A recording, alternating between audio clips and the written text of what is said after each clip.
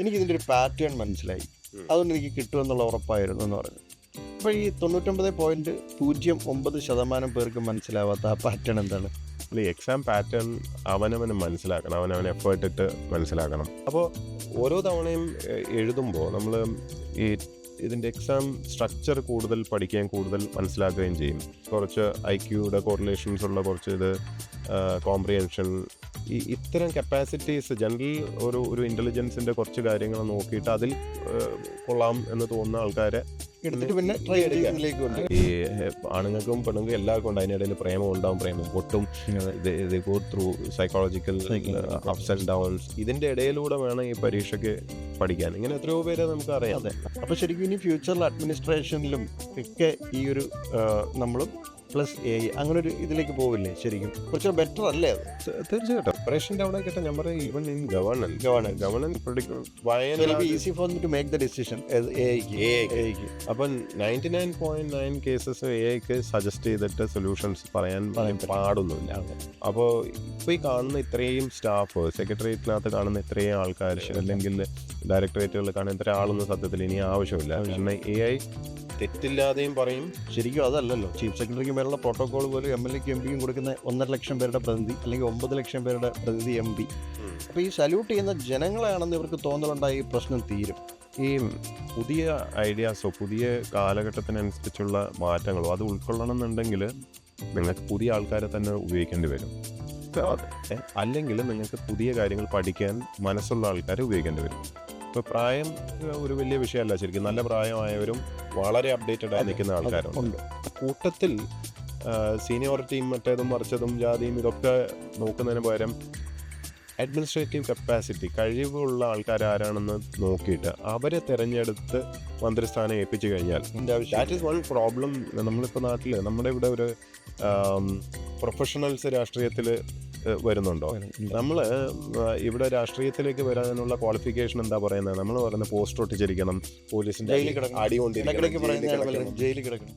നമസ്കാരം, welcome to ഷെലസ് podcast. ഇന്ന് എന്നോടൊപ്പം Shri N. Prashanth IAS. Welcome sir. നമ്മളിപ്പോൾ ശരിക്കും സിവിൽ സർവീസുകാരെ പറ്റി ഇപ്പോൾ ഒരുപാട്, പ്രത്യേകിച്ച് തിരുവനന്തപുരം ഒരു ഹബ്ബാണ്. ശരിക്കും ഒരുപാട് എവിടെ നോക്കിയാലും, പ്രത്യേകിച്ച് കുറവങ്കോണം ഏരിയയിലൊക്കെ മൊത്തം കുട്ടികൾ സിവിൽ സർവീസ് ഉണ്ട്, എസ്പെഷ്യലി ആഫ്റ്റർ കോവിഡ് അങ്ങനെയുണ്ട്. അപ്പോൾ എല്ലാവരും ഭയങ്കര ഒരു ഗ്ലോറിഫൈഡ് ഒരു ഇമാജിനേഷൻ ഭയങ്കരമാണ് ഈ ഒരു പോസ്റ്റിലേക്ക് വന്നതെന്നുള്ളത്. അപ്പം ഞാൻ ചോദിക്കുന്നത്, ശരിക്കും സിവിൽ സർവീസിലേക്ക് നമ്മൾ കയറിയ ഒരാൾ, അപ്പോൾ ശരിക്കും റിയാലിറ്റി, അതായത് ഡ്രീം ടു റിയാലിറ്റി അറിയാവുന്നത് താങ്കളെ പോലുള്ളവർക്കായിരിക്കും. ശരിക്കും നമ്മളെ സിവിൽ സർവീസിലേക്ക് എത്തുന്നതിന് മുമ്പുള്ളൊരു കാലഘട്ടം ഉണ്ടല്ലോ, അതും സിവിൽ സർവീസിലേക്ക് ശരിക്കും എത്തിയാൽ നമുക്ക് എത്രമാത്രം നമുക്ക് ശരിക്കും ഒരു IAS ഓഫീസർക്ക്, ഒരു സിവിൽ സർവീസ് ഓഫീസർക്ക് ഫ്രീഡം ഉണ്ട് നമ്മളെ സ്വന്തം കാര്യങ്ങൾ ചെയ്യാനായിട്ട്? ഈ സ്വന്തം കാര്യം എന്താണെന്ന് നിർവചിക്കേണ്ടി വരും. സിവിൽ സർവീസ് നമ്മുടെ ഐഡിയാസ് ഇംപ്ലിമെൻറ്റ് ചെയ്യാൻ. ഒന്നാമത്തെ കാര്യം, നമ്മുടെ ഐഡിയാസ് എന്ന് പറഞ്ഞാൽ ഈ നമ്മളെ ഭരണം ഏൽപ്പിക്കുകയൊന്നും അല്ല ചെയ്യുന്നത്. ഇത് ഡെമോക്രസി. അപ്പോൾ ഡെമോക്രസിയിൽ തിരഞ്ഞെടുക്കപ്പെട്ടവരുടെ ഒരു പോളിസി തീരുമാനങ്ങൾ അനുസരിച്ച് അത് എക്സിക്യൂട്ട് ചെയ്യാനും പിന്നെ അവർക്ക് ഈ പോളിസി തലത്തിലുള്ള തീരുമാനങ്ങൾ എടുക്കാൻ സപ്പോർട്ട് ചെയ്യുക, അതൊക്കെയാണ് ഒരു സിവിൽ സർവൻറ്റിൻ്റെ ജോലി. അല്ലാതെ ഞാൻ എൻ്റെ ഇഷ്ടമനുസരിച്ച് ഭരിക്കും, ഞാൻ ഇവിടെ തോന്നുന്നതൊക്കെ ചെയ്യും എന്ന് പറയാനും അല്ല. സോ അതൊന്ന് ഡിമാർക്കേറ്റ് ചെയ്ത് മനസ്സിലാക്കേണ്ടതുണ്ട്. രണ്ടാമത്, എക്സിക്യൂഷൻ ലെവലിലാണ് നമ്മൾ എൻ്റർ ആവുന്നത്. തുടക്കത്തിൽ സർവീസിൽ ജോയിൻ ചെയ്യുന്ന കാലത്ത് നമ്മൾ ഫീൽഡിലായിരിക്കുമല്ലോ. ഫീൽഡിൽ നിന്ന് നിങ്ങൾ എക്സിക്യൂഷനും അതുപോലെ തന്നെ ഗ്രൗണ്ട് റിയാലിറ്റീസ് മനസ്സിലാക്കാനും കൂടിയാണ്. എസ്പെഷ്യലി ഡയറക്റ്റ് IAS ഓഫീസേഴ്സിൻ്റെ ജോലിയുടെ രീതി അതാണ്. നമ്മളിപ്പോൾ സബ് കളക്ടറായിട്ടും കളക്ടറായിട്ടും ഒക്കെ ജോലി ചെയ്യുന്നത് ബേസിക്കലി ജോലി മാത്രമല്ല, it's also A learning process. അപ്പോൾ ഫീൽഡ് റിയാലിറ്റീസ് മനസ്സിലായെങ്കിൽ മാത്രമേ ഹയർ സിവിൽ സർവീസ്, IAS പോലുള്ള സിവിൽ സർവീസിൻ്റെ യഥാർത്ഥ ഒരു ജോബ് കണ്ടന്റ് എന്ന് പറഞ്ഞാൽ പോളിസി തലത്തിൽ എലക്റ്റഡ് റെപ്രസെൻറ്റേറ്റീവ്സിന്, അതായത് മിനിസ്റ്റേഴ്സിന് പോളിസി തലത്തിൽ സപ്പോർട്ട് ചെയ്യുക എന്നുള്ളതാണ്. മറ്റ് സർവീസുകൾക്ക് ഒരിക്കലും പോളിസി തലത്തിലോട്ട് വരാൻ സാധിക്കില്ലല്ലോ.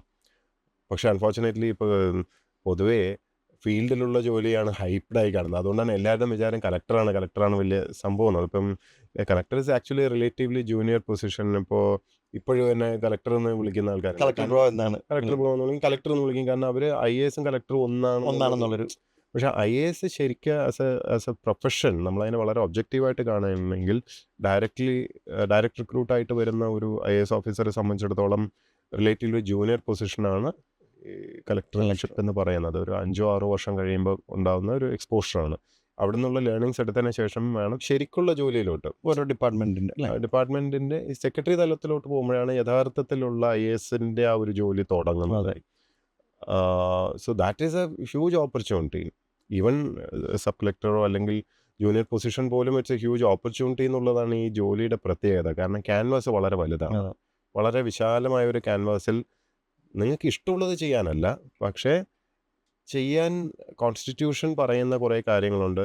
നിയമ സംവിധാനത്തിനകത്ത് ഓൾറെഡി നിർവചിച്ച് വെച്ചിരിക്കുന്ന കുറേ കാര്യങ്ങളുണ്ട്. പിന്നെ പൊളിറ്റിക്കൽ എക്സിക്യൂട്ടീവിന് പ്രയോറിറ്റി തോന്നുന്ന ചില പോളിസി കാര്യങ്ങളുണ്ട്. ഇതെല്ലാം ഭംഗിയായി എക്സിക്യൂട്ട് ചെയ്യാനുള്ള ഒരു അവസരം ആണ് നമുക്ക് കിട്ടുന്നത്. അപ്പോൾ പലപ്പോഴും സിവിൽ സർവീസിന് പ്രിപ്പയർ ചെയ്യുന്നവരടുത്ത് ചോദിക്കാറുണ്ട്, എന്തിനാ സർവീസിലേക്ക് വരുന്നതെന്ന്. പണ്ട് ഇന്നസെൻ്റ് ചോദിച്ചാൽ എന്തിനാ പഠിക്കുന്നതെന്ന് ചോദിച്ച പോലെ why do you want to come in the service. അത് ഈ പാരാഫെർണേലിയയും എക്സ്റ്റേണാലിറ്റീസും കണ്ടിട്ടാണെങ്കിൽ അകത്ത് വരുമ്പോൾ നിരാശ ഉണ്ടാവാൻ സാധ്യതയുണ്ട്. ഇതിൻ്റെ ജോബ് കണ്ടൻറ്റ് മനസ്സിലാക്കിയിട്ട് വേണം വരാൻ. And job content is actually very interesting.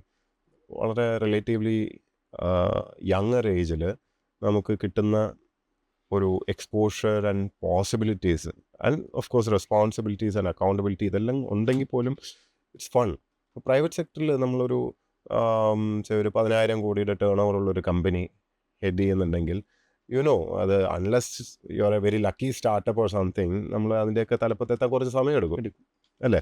നമ്മൾ ബിൽഡ് ചെയ്തൊരു മിഡിൽ ഏജ് ഒക്കെ ആകുമ്പോഴേ നമുക്കത് ചിന്തിക്കാൻ പോലും പറ്റില്ല. പക്ഷേ ഗവൺമെൻറ്റിനകത്തുള്ളൊരു പ്രത്യേകത എന്ന് പറഞ്ഞാൽ ഇപ്പോൾ നമ്മൾ പബ്ലിക് സെക്ടർ കമ്പനികളൊക്കെ ഹെഡ് ചെയ്യുന്നത് ഡയറക്ടർ ലെവലൊക്കെ കഴിയുമ്പോൾ തന്നെ ഈ റേഞ്ചിലുള്ള കമ്പനികളൊക്കെ നമ്മൾ കൈകാര്യം ചെയ്യേണ്ടത്. എൻ്റെ നമ്മൾ 20s തന്നെ ഇപ്പം ഞാൻ ഒരു 10,000 കോടിയുടെ എന്ന് പറഞ്ഞാൽ ഓഫ് കോഴ്സ് ഇറ്റ്സ് ബെവ്കോ, പക്ഷേ ഐ ഹവ് ഹെഡഡ് ദാറ്റ്. ഇപ്പോൾ കളക്ടറൊക്കെ ആയി പോകുന്നതിന് മുമ്പേ തന്നെ സബ് കളക്ടർഷിപ്പ് കഴിയുമ്പോൾ തന്നെ നമ്മൾ വേറെയും കുറേ കമ്പനികൾ KTDC ഇതൊക്കെ അപ്പോൾ അന്ന് അതിന് 100 കോടി ടേൺ ഓവറൊക്കെ ക്രോസ് ചെയ്യുന്നത് ആ സമയത്താണ്.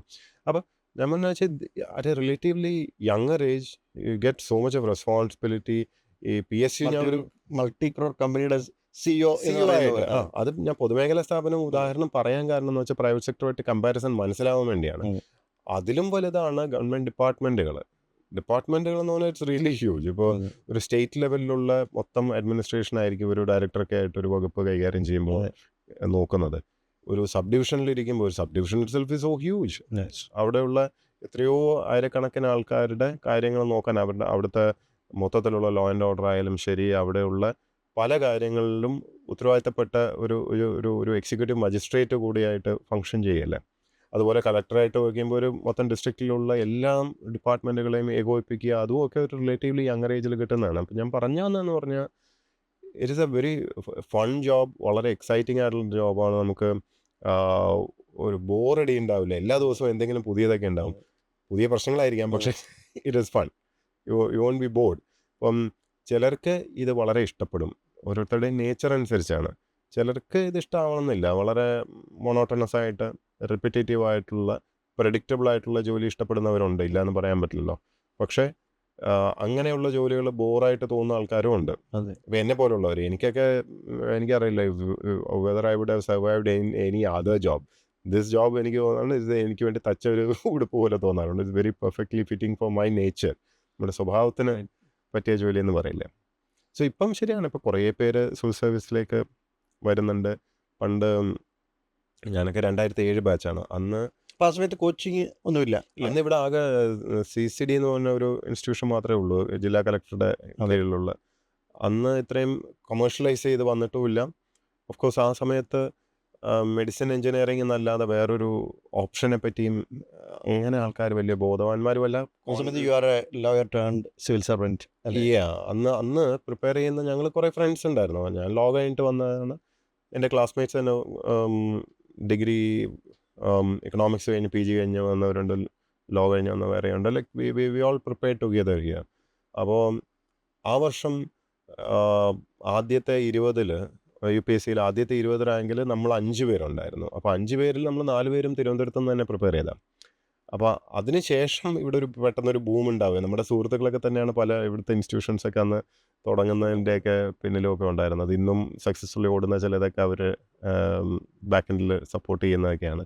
Now it is a big hub. Trivandrum അതെ. ഒരു പക്ഷേ പണ്ട് ഡൽഹി എങ്ങനെയായിരുന്നു അതേപോലെ ആയെന്ന് തോന്നുന്നു ഇപ്പം അല്ലേ? ഇന്ന് പറഞ്ഞാൽ വിശ്വസിക്കൂ, ഡൽഹി കഴിഞ്ഞാൽ ഏറ്റവും കൂടുതൽ പേര് സെൻറ്റർ വയ്ക്കുന്നത് തിരുവനന്തപുരമാണ്. അതെ ആ ലെവലിലേക്ക് ഉയർന്നു അതെ എന്നുള്ളതാണ്. അതെ അതെ.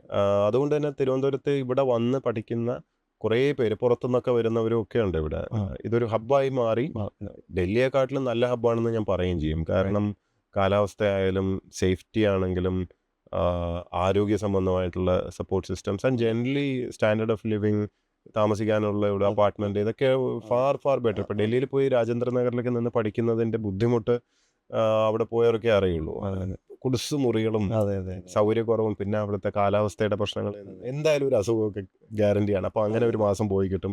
ഇവിടെ ഇറ്റ്സ് ആക്ച്വലി വെരി കൺവീനിയൻറ്റ്. അതെ അതെ. ഞാൻ വേറെ കാര്യം ചോദിച്ചോട്ടെ? ഇപ്പം നേരത്തെ ചോദ്യങ്ങൾ ചോദിക്കേണ്ടതെന്ന് വെച്ചിട്ടാ, സിവിൽ സർവീസ് എന്താണ് ഒരു ഇൻസ്പിറേഷൻ എന്ന് ചോദിച്ചപ്പോൾ, ഈ റീസെൻ്റായിട്ട് ഞാൻ ഒരു പോഡ്കാസ്റ്റിൽ കണ്ടിരുന്നു. അമ്മയുമായിട്ട്, അമ്മ ഡോക്ടറാണ്, മെഡിക്കൽ കോളേജിൽ ഒരു ലീവിൻ്റെ എന്തോ കാര്യത്തിന് ഇത് എന്തോ ഒരു പ്രൊഫഷൻ റിലേറ്റഡ് അതെ പോകുമ്പം പ്രിൻസിപ്പളുടെ ഒക്കെ ആറ്റിറ്റ്യൂഡ് ഇരുത്തിയത് പോലും ഇല്ല, കൊച്ച് ആയ താങ്കൾ കൂടെ ഉണ്ടായിട്ട് പോലും. അപ്പോൾ അത് കഴിഞ്ഞിട്ട് സെക്രട്ടേറിയറ്റ് വന്നു. അവിടെ വന്നപ്പോൾ വളരെ ജെന്റിലായിട്ട് ഇടപെടുകയും ഇരുത്തി സംസാരിക്കുകയും കാര്യം നടക്കുകയും ചെയ്തു എന്ന് പറഞ്ഞു. അപ്പോൾ ചോദിച്ചു നടന്നോ ഇല്ലെന്ന് ഇല്ല ഓർമ്മയില്ല. ഇല്ല പക്ഷേ ഇല്ല. അപ്പോൾ ചോദിച്ചു ഇത് ആരാണെന്ന് ചോദിച്ചപ്പം ഇതാണ് സെക്രട്ടറി, ഹെൽത്ത് സെക്രട്ടറി ആയിരുന്നു അതെ. എന്ന് പറഞ്ഞു. അപ്പോൾ ഇങ്ങനെ ആയിരിക്കണം ആൾക്കാരുടെ അടുത്ത് ഇടപെടുന്നത് എന്ന് വെച്ചിട്ടാണ് സർവീസ് ഓപ്റ്റ് ചെയ്തതെന്ന് ആണ് പറഞ്ഞത്. അപ്പോൾ ശരിക്കും താങ്കൾ അങ്ങനെ തന്നെയാണ് ഫോളോ ചെയ്യുന്നതെന്ന് എല്ലാവർക്കും അറിയാം, ജനങ്ങൾക്കറിയാം, അത് ഉറപ്പാണ്. ഒരു പ്രത്യേക രീതിയിലാണ്, അത് തന്നെ ആയിരിക്കുമല്ലോ ഇപ്പോൾ പല കുഴപ്പങ്ങളും ഉണ്ടാക്കി വെക്കുന്നത്. പക്ഷെ തിരിച്ച് ഈ സീനിയേഴ്സ് അതേപോലെ അന്ന് അമ്മയുടെ അടുത്ത് ഇടപെട്ട പോലെ താങ്കൾ ഇടപെടുന്നു. പക്ഷെ സീനിയേഴ്സ് താങ്കളോട് അങ്ങനെ ഇടപെടുന്നുണ്ട്? ഇത് സീനിയറും Superiors, civil service. സുപ്പീരിയേഴ്സും ജൂനിയേഴ്സും അങ്ങനെ ഒരു സംഭവം പോലുമല്ല. എനിക്ക് തോന്നിയത് വ്യക്തി അധിഷ്ഠിതമായിട്ടാണ്. സീനിയോറിറ്റിയുടെ പ്രശ്നമല്ല. അല്ല, കാരണം ഞാൻ തന്നെ ട്രെയിൻ ചെയ്ത നമ്മുടെ കീഴിൽ വന്നിട്ടുള്ള ജൂനിയർ ഓഫീസേഴ്സ് തന്നെ ചിലർ ഞാൻ ശ്രദ്ധിച്ചിട്ടുണ്ട്, ഈ ആറ്റിറ്റ്യൂഡിൻ്റെ പ്രശ്നം ഉള്ള കുറേ പേരുണ്ട്. അത് ഒരു ജനറേഷൻ ഷിഫ്റ്റ് കൊണ്ട് മാറുന്ന പ്രശ്നമാണെന്ന് എനിക്ക് തോന്നുന്നില്ല. ഈ സർവീസിലോട്ട് വരുന്നത് എന്തിനെന്നുള്ള ആ ഒരു ഫണ്ടമെൻ്റൽ ചോദ്യം ഉണ്ടല്ലോ, അത് അവനവനോട് ചോദിക്കുകയും ഒരു ആത്മാർത്ഥതയോടുകൂടെ അതിനൊരു ഉത്തരം കണ്ടെത്തുകയും ചെയ്തെങ്കിലേ ഇതിനൊരു പരിഹാരം ഉണ്ടാവുള്ളൂ. അൺഫോർച്ചുനേറ്റ്ലി പലരും വരുന്നത് ഇപ്പോൾ അവരുടെ സ്കൂളിൽ ഒരു ഫംഗ്ഷൻ ഉണ്ടായി, അപ്പോൾ കലക്ടർ വന്നു, അല്ലെങ്കിൽ SP വന്നു, സമ്മാനം കൊടുത്തു, അല്ലെങ്കിൽ ഒരു സിനിമ കണ്ടു, സിനിമയ്ക്കകത്ത് കിങ്ങും കമ്മീഷനും കണ്ടു, അതോടെ ഞാൻ മോട്ടിവേറ്റഡ് അങ്ങനെയൊക്കെ പറയുന്നത് തെറ്റൊന്നുമല്ല. അത് okay, you can like have A spark and all that, അത് എഗ്രീഡ്. പക്ഷേ നിങ്ങൾ ആ സർവീസ്, നിങ്ങളുടെ ആ സർവീസിനെ പറ്റിയുള്ള സങ്കല്പം ഡിഫൈൻ ചെയ്യുന്നത് ഇതൊക്കെ ആണെങ്കിൽ അതിൽ ചെറിയൊരു പ്രശ്നമുണ്ട്. കാരണം ഇതെല്ലാം എക്സ്റ്റേണാലിറ്റീസുമാണ്, ഇതിൽ പകുതി മുക്കാലും എക്സാജറേറ്റഡും തെറ്റുമാണ്, യാഥാർത്ഥ്യങ്ങളുമായിട്ട് വലിയ ബന്ധമൊന്നുമില്ല. യാഥാർത്ഥ്യം ഫയലിലാണ്. നമ്മുടെ ജോലി എന്ന് പറഞ്ഞാൽ ഫയലിൽ എഴുതലാണ്, അല്ലാതെ ഈ പറഞ്ഞോട്ട് സ്ലോ മോഷനിൽ നടക്കുന്നതോ അല്ലെങ്കിൽ തിരഞ്ഞെടുക്കപ്പെട്ട മന്ത്രിയെയും ചീത്ത വിളിക്കുന്നതോ ഇംഗ്ലീഷിൽ ചടുലമായിട്ട് സംസാരിക്കുന്നതോ ഒന്നുമല്ല. You are suppose to work on file. അപ്പോൾ ആ ഒരു ഫയൽ വർക്കിൻ അത്ര it's not very exciting also, അല്ലേ? നമ്മൾ ഫയലിൽ എഴുതുന്ന ജോലി എന്ന് പറയുമ്പോൾ അത് പറ്റൂല, അതിലൊരു ഫണ്ണില്ലല്ലോ എന്ന് തോന്നും. പക്ഷെ അതാണ് ജോലി. ആ ജോലിയെ അതിനെ മനസ്സിലാക്കി ഉൾക്കൊള്ളാൻ പറ്റണം. മറിച്ച് ഈ എക്സ്റ്റേണാലിറ്റി കണ്ടുവരുമ്പോൾ പോലീസും വണ്ടിയും സല്യൂട്ടും മറ്റേതും മറിച്ചും, അപ്പോൾ ആ ഒരു സ്റ്റാറ്റസ് എന്നുള്ളൊരു സാധനം, ഇതെന്തോ അധികാര സ്ഥാനമാണെന്നും മറ്റുള്ളവരെക്കാട്ടിലും മേലെ കയറിയിരിക്കാനുള്ള ഒരു ഉപാധിയാണെന്നും കണ്ടിട്ട്, അല്ലെങ്കിൽ ചിലർ ഒരു വാലിഡേഷന് വേണ്ടി വരുന്നവരുണ്ട്. അതായത് ഓക്കെ, എനിക്ക് പ്രൂവ് ചെയ്യണം നാട്ടുകാരുടെ മുമ്പിൽ, എനിക്ക് ഒരു, അല്ലെങ്കിൽ അച്ഛനും അമ്മയും കുടുംബക്കാർക്കും ഒക്കെ I need to make them proud. അപ്പം ഇതൊന്നും തെറ്റാന്നല്ല, ശരിയുമാണ്, ഇതൊന്നും തെറ്റൊന്നുമല്ല. പക്ഷേ ഇതാണ് പ്രൈം മോട്ടീവ് ആവുന്നതെങ്കിൽ നിങ്ങളുടെ ഉള്ളിൻ്റെ ഉള്ളിൽ അത് കിടക്കുന്നത് എന്താണെന്നറിയുക, ഇതൊരു പ്രസ്റ്റീജിയസ് എന്തോ ഒരു ട്രോഫി ആണെന്നുള്ള രീതിയിലാണ്. ആ ട്രോഫി നമ്മൾ ബഹുമാനിക്കണം. ഭയങ്കരമായിട്ട് കൊണ്ടു നടക്കേണ്ട ഒരു സംഭവമാണ് ഈ സർവീസ് എന്ന് വരും.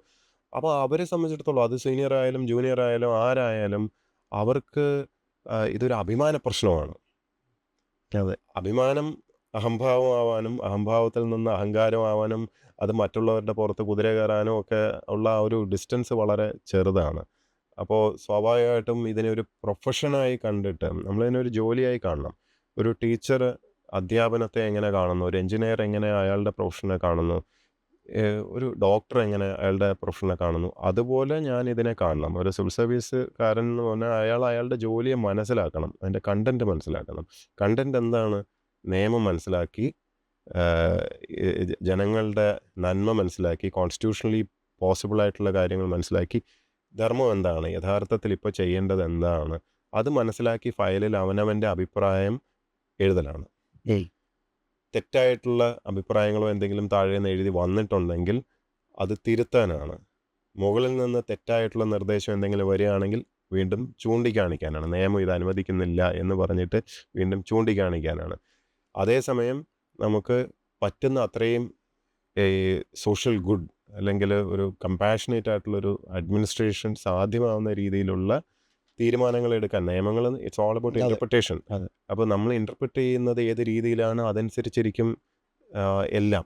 അതെ അപ്പോൾ ഇതൊക്കെയാണ് എൻ്റെ ജോബ് കണ്ടൻ്റ് ആയിട്ട് വരുന്നതെന്നാണ് എൻ്റെ ഒരു അണ്ടർസ്റ്റാൻഡിങ്. അപ്പോൾ അതിലേക്ക് ഫോക്കസ് കൂടുതൽ പോകണമെന്നുണ്ടെങ്കിൽ ഈ എക്സ്റ്റേണാലിറ്റിയിൽ വല്ലാതെ അഭിരമിക്കാൻ പാടില്ല. ഓക്കെ, സർവീസിൽ കയറാൻ നേരമെങ്കിലും ശരി കുറച്ചൊരു സ്പിരിറ്റ് ഒക്കെ കുറച്ചധികം അതുണ്ടാവില്ലേ ശരിക്കും? ഇപ്പം നമ്മൾ ട്രെയിനിങ് കഴിഞ്ഞിട്ട് ആദ്യം അസിസ്റ്റന്റ് കളക്ടറായിട്ടാണല്ലോ വരുന്നത്. സ്വാഭാവികമായിട്ട് ആ ഒരു ദിവസം ശരിക്കും ഈ ഒരു എക്സാം മാറ്റുന്നത് ചെറിയ മാറ്റമല്ല. ഇതൊക്കെ പറയുമ്പോഴും ഒരു എക്സാം ആണ് ശരിക്കും. അത് 1 ഇയർ പ്രോസസ്സാണ്. പിന്നെ പ്രിലിംസും ഫൈനലും പിന്നെ ഈ പറയുന്ന കണക്ക് 0.1% മാത്രം സക്സസ് റേറ്റുള്ള ഒരു പക്ഷേ വേൾഡിലെ ഏറ്റവും കുറഞ്ഞ സക്സസ് റേറ്റുള്ള എക്സാം തന്നെയാണ്. ഈ ഒരു 10 ലക്ഷത്തോളം പേരിൽ നിന്ന് 1000-ഓളം പേരിലേക്ക് എത്തുന്നു. അതിൽ തന്നെ 100 താഴേക്ക് വരുന്നവരായിരിക്കും സ്വന്തം സ്റ്റേറ്റിൽ സിവിൽ സർവീസിൽ വരിക, പ്രത്യേകിച്ച് IAS കിട്ടുന്നത്. 4th റാങ്കാണ് എന്നെനിക്കറിയാം. പക്ഷേ ഈ ഒരു നമ്മൾ അസിസ്റ്റൻറ്റ് കളക്ടറായി, സബ് കളക്ടറായി, കളക്ടർ വരെ എനിക്ക് തോന്നുന്നു ഇത് ശരിയാണ് അല്ലെങ്കിൽ കറക്റ്റ് ചെയ്യണം. അതായത് നമുക്ക് കുറച്ചുകൂടെ ഫ്രീഡം ഒരു ഗവൺമെൻറ് സെക്രട്ടറി അല്ലെങ്കിൽ മറ്റൊരു ഇതിൽ പോകുന്ന അതായിരിക്കും നേരത്തെ ഇതൊരു ഗ്ലോറിഫൈഡ് ഇതായിട്ട് ഇപ്പോൾ എല്ലാവരും കളക്ടർ എന്ന് പറയുന്നത്. ശരിക്കും സാധാരണ ആൾക്കാർ നോക്കുമ്പോൾ കളക്ടർ എന്ന് പറയുന്നത് ഒരു ജില്ലയുടെ മുഖ്യമന്ത്രിയുടെ ഒരു ഇതിലായിട്ടാണ് കാണുന്നത്. കാരണം എല്ലാ ഡിപ്പാർട്ട്മെൻറ്റും ഹെഡ് ചെയ്യുന്നത് കളക്ടറാണ്. അപ്പോൾ പിന്നെ ഒരുപാട് സ്വന്തം ഇപ്പോൾ ഒരു ഫണ്ടിൻ്റെ കാര്യമൊക്കെ ഒരു ലിമിറ്റഡായിട്ട് സ്വന്തമായി മറ്റേ മുകളിലേക്ക് ഡിസ്കസ് ചെയ്യാതെ ചെയ്യാൻ പറ്റും, പ്രത്യേകിച്ച് ഡിസാസ്റ്റർ മാനേജ്മെൻറ്റിലൊക്കെ. അപ്പോൾ കുറച്ച് ഫ്രീഡം കൂടുതലുള്ള ജോബ് അല്ലേ ശരിക്കും? ഇതൊക്കെ ഒരു പെർസെപ്ഷനാണ്. ആണല്ലേ? പൊതുജനത്തിൻ്റെ കാഴ്ചപ്പാടിൽ ഏറ്റവും വലിയ പരീക്ഷ SSLC ആണ്. അതുപോലെ തന്നെ ഏറ്റവും വലിയ തസ്തികയും കളക്ടറായിരിക്കും. അത് തന്നെ പിന്നെ തമാശക്ക് പറയാണ്ട് PM, CM ഓർ DM എന്നാണ്. PM-ഉം CM-ഉം പിന്നെ DM ഡിസ്ട്രിക്ട് മജിസ്ട്രേറ്റ്, അഥവാ ജില്ലാ കളക്ടർ. ജില്ലാ ഇത് കളക്ടർ. മൂന്നുമാണ് എല്ലാവരും പൊതുബോധത്തിൽ നിൽക്കുന്നത്. അതെ പക്ഷേ കേരളം പോലുള്ള ഒരു സംസ്ഥാനത്ത് പ്രത്യേകിച്ച് നമ്മൾ ഡിപ്പാർട്ട്മെന്റലൈസേഷനൊക്കെ പൂർണ്ണമായിട്ട് എത്രയോ വർഷങ്ങളായി. അതെ. എല്ലാ ഡിപ്പാർട്ട്മെന്റിനും വേറെ വേറെ ഹെഡുണ്ട്. എല്ലാ ഡിപ്പാർട്ട്മെന്റിനും ജില്ലാ തലത്തിലും ഹെഡ്സ് ഉണ്ട്. അതെ. ഇവരെ ഏകോപിപ്പിക്കുക എന്നുള്ളത് മാത്രമാണ് കളക്ടറുടെ ഒരു ചുമതല. മറ്റ് ചില സംസ്ഥാനങ്ങൾ, ഇപ്പോൾ ഉദാഹരണത്തിന് ബീഹാറിൽ പോവുകയാണെങ്കിൽ അവിടെ ജില്ലാ തലത്തിൽ ഓരോ ഡിപ്പാർട്ട്മെന്റിന്റെ ഹെഡുകൾ ഇല്ല ശരിക്ക്. അതെല്ലാം വന്ന് കൺവേർജ് ചെയ്യുന്നത് കളക്ടറിലേക്കാണ്. ത്രൂ കളക്ടറാണ് എല്ലാം പോകുന്നത്. അത് എന്തുകൊണ്ടെന്ന് വെച്ചാൽ അവിടെ ഡിപ്പാർട്ട്മെന്റുകൾ അത്രയും വീക്കായതുകൊണ്ടാണ്. നമ്മളിവിടെ അങ്ങനല്ല. ഇവിടെ ഡിപ്പാർട്ട്മെന്റ്സ് വളരെ സ്ട്രോങ് ആണ്.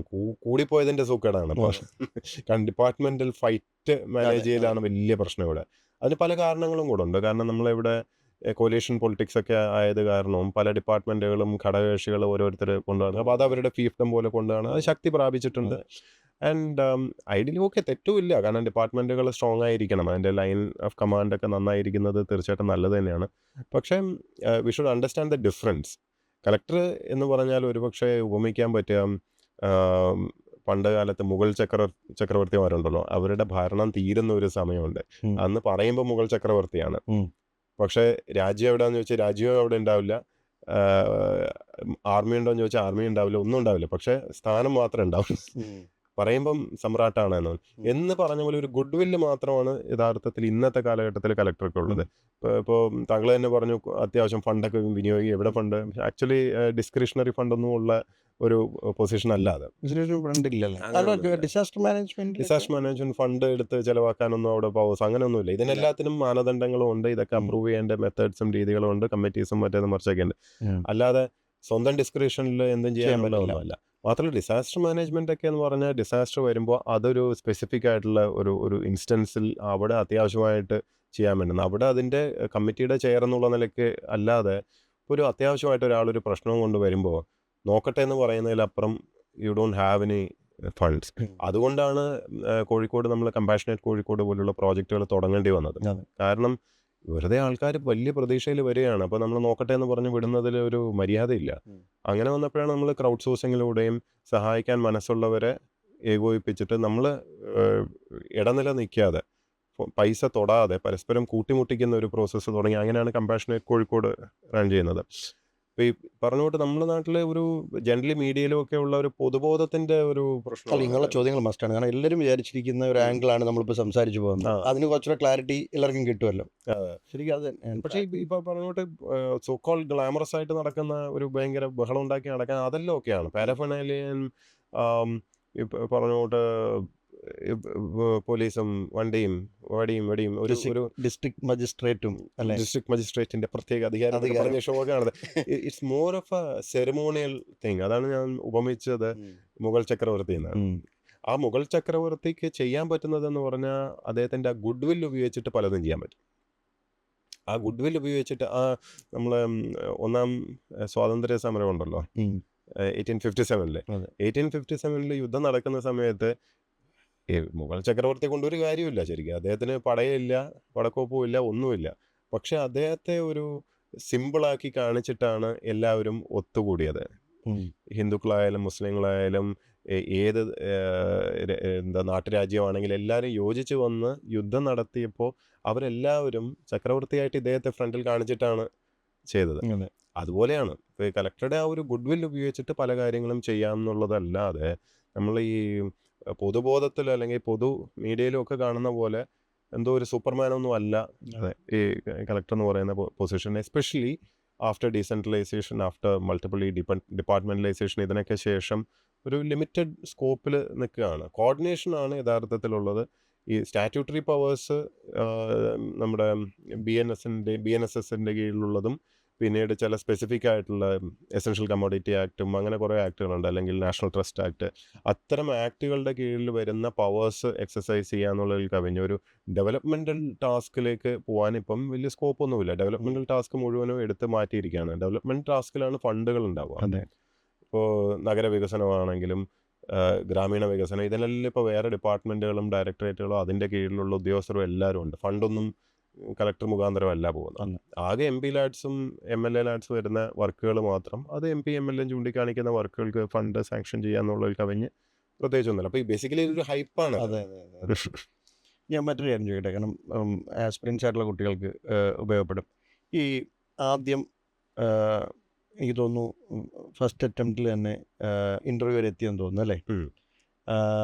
സെക്കൻഡ് അറ്റംപ്റ്റിൽ സർവീസിൽ കയറിയിരുന്നു. പക്ഷേ ഇമ്പ്രൂവ് ചെയ്യാൻ വേണ്ടിയിട്ട് തേർഡ് അറ്റംപ്റ്റിലാണ് 4th റാങ്ക് ഓൾ ഇന്ത്യ കിട്ടിയത്. അപ്പോൾ പറഞ്ഞിരുന്നു, ഞാൻ ഇതും മറ്റൊരു ഇൻ്റർവ്യൂ കണ്ടാണ്, എനിക്കിതിൻ്റെ ഒരു പാറ്റേൺ മനസ്സിലായി, അതുകൊണ്ട് എനിക്ക് കിട്ടുമെന്നുള്ള ഉറപ്പായിരുന്നു എന്ന് പറഞ്ഞു. അപ്പോൾ ഈ 99.09% പേർക്ക് മനസ്സിലാവാത്ത ആ പാറ്റേൺ എന്താണ്? അല്ല, എക്സാം പാറ്റേൺ അവനവന് മനസ്സിലാക്കണം, അവനവൻ എഫേർട്ട് ഇട്ട് മനസ്സിലാക്കണം. ഞാനിപ്പോൾ ഈ ഫസ്റ്റ് ടൈം എഴുതുന്നത്, ഞാൻ 5 year ലോ ആണ് ചെയ്തത്. ഇപ്പോൾ പഞ്ചവത്സര LLB ചെയ്യുമ്പോൾ അതിൽ 3rd yearൽ ഡിഗ്രി കിട്ടും. അപ്പോൾ 3rd yearൽ BAയിൽ ഡിഗ്രി കിട്ടും. ഇപ്പം അത് 3rd yearൽ കൊടുക്കുന്നില്ല കേട്ടോ. ഇപ്പോൾ 5 year കഴിഞ്ഞിട്ട് ചേർത്ത് എല്ലാം കൂടെ ജസ്റ്റ് അന്ന് തരും.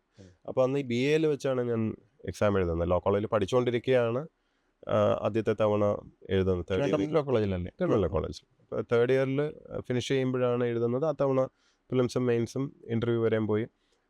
പിന്നെ ആ ഫസ്റ്റ് ടൈം എഴുതുന്നത് നമുക്ക് അറിയില്ല, നമ്മൾ വിചാരിച്ചു കിട്ടിപ്പോയിന്ന്, പക്ഷെ കിട്ടിയില്ല.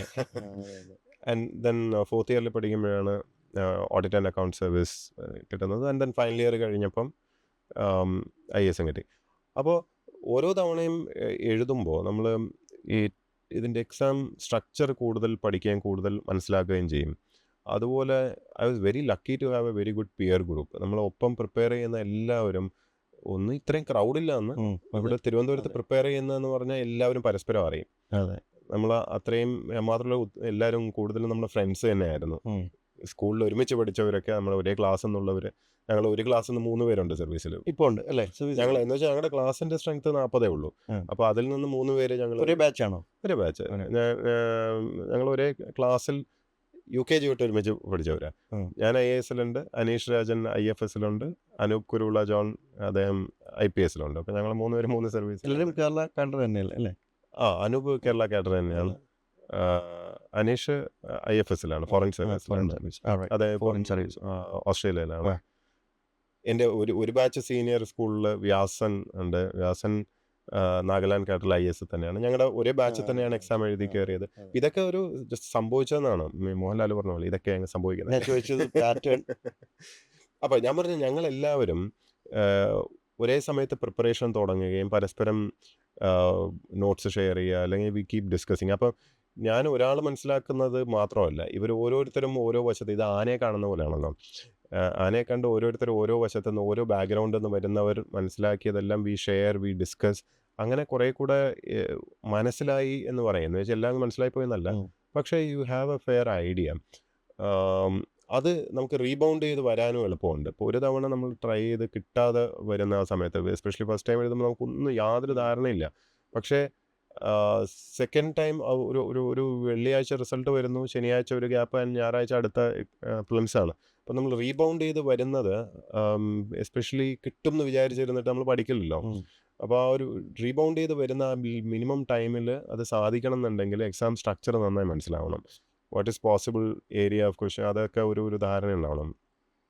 ഇത് ശരിക്കും സ്ട്രക്ചർ പ്രീവിയസ് ക്വസ്റ്റ്യൻ പേപ്പേഴ്സിൽ നിന്ന് അങ്ങനെ വല്ലതും കിട്ടും? സിലബസ് ഒന്നും പ്രീവിയസ് ക്വസ്റ്റ്യൻ പേപ്പേഴ്സ് ഒന്നും കിട്ടും.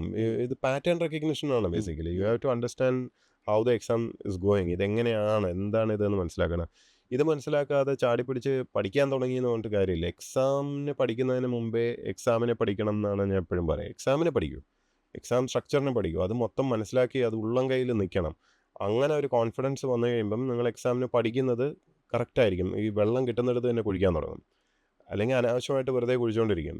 ഈ BA എന്ന് പറഞ്ഞ് 3 വർഷം പൂർത്തിയാക്കിയപ്പോൾ എഴുതിയല്ലോ, അതിനു മുമ്പ് ശരിക്കും ഇതിന് വേണ്ടിയിട്ടൊരു ഫോക്കസ്ഡ് ആയിട്ടുള്ള വായനയോ പ്രിപ്പറേഷനോ വൈഡായിട്ടുള്ള കറണ്ട് അഫയേഴ്സ്, പത്രം, അങ്ങനെയൊക്കെ ഫോക്കസ് ചെയ്തിട്ടുണ്ടായിരുന്നു? ഇത് ഒരു ലോ ജോയിൻ ചെയ്തപ്പോൾ തൊട്ട് തന്നെ UPSCക്ക് വേണ്ടി പ്രിപ്പയർ ചെയ്ത് തന്നെയാണ് തുടങ്ങുന്നത്. അപ്പം ഈ 5 ഇയർ LLBയുടെ ഒരു ഗുണം എന്ന് പറഞ്ഞാൽ ആദ്യത്തെ 3 വർഷത്തിൽ നമുക്ക് അടിസ്ഥാനപരമായിട്ടുള്ള ഇക്കണോമിക്സും പൊളിറ്റിക്കൽ സയൻസും സോഷ്യോളജിയും ഹിസ്റ്ററിയും എല്ലാം അതിനകത്ത് വരുന്നുണ്ട്, പഠിക്കേണ്ടി വരുന്നുണ്ട്. അപ്പോൾ എനിക്കിത് ജനറൽ സ്റ്റഡീസ് കവർ ചെയ്യാനുള്ളൊരു സൗകര്യം ഉണ്ട് അതിനകത്ത്. പിന്നെ ഓഫ് കോഴ്സ് കറണ്ട് അഫയേഴ്സും മറ്റൊക്കെ വായിക്കുന്നതും എല്ലാം പാരലലി നടക്കും. പിന്നെ ലോ കോളേജ് ആയതുകൊണ്ട് ഒരു ഗുണമെന്ന് പറഞ്ഞാൽ അവിടെ ഇഷ്ടംപോലെ സമരം ഉണ്ടാകുന്നുള്ളൂ. അപ്പോൾ അതും കൂടെ കണ്ടിട്ട് തന്നെ ചേർന്നത്. അപ്പോൾ ആ സമയത്ത് നമുക്ക് ലൈബ്രറിയിൽ പോയി ഇരിക്കാനും വായിക്കാനും മറ്റൊക്കെ ഉള്ള ഇതിൻ്റെ പ്രിപ്പറേഷന് കുറച്ചുകൂടെ സമയം കൊടുക്കാൻ പറ്റും എന്നുള്ളൊരു സ്ട്രാറ്റജി ആയിരുന്നു അന്ന് എടുത്തിരുന്നത്. അപ്പം നമുക്കൊരു സ്പെസിഫിക് ആയിട്ട് ഒരു പാറ്റേൺ എന്ന് പറഞ്ഞ് പറയാൻ പറ്റില്ല, നമ്മൾ കണ്ടെത്തണം എന്നുള്ളത് തന്നെയാണ് അതിൻ്റെ ഉത്തരം അല്ലേ? അല്ല, പാറ്റേൺ എക്സാമിന് ഒരു പാറ്റേണും സംഭവമൊക്കെ ഉണ്ട്. പക്ഷെ നമുക്കതിൽ നിന്ന് എന്താണ് കിട്ടുക എന്നുള്ളത്, നമുക്ക് ഉതകുന്ന ഒരു സാധനം മനസ്സിലാക്കണം. ഇതെന്താണെന്ന് വെച്ചാൽ ഈ എക്സാം എഴുതുന്ന എല്ലാവരും പല ബാക്ക്ഗ്രൗണ്ടിൽ നിന്നാണ് വരുന്നത്. ഇപ്പോൾ എഞ്ചിനീയറിംഗ് പഠിച്ചവരുണ്ടാവും,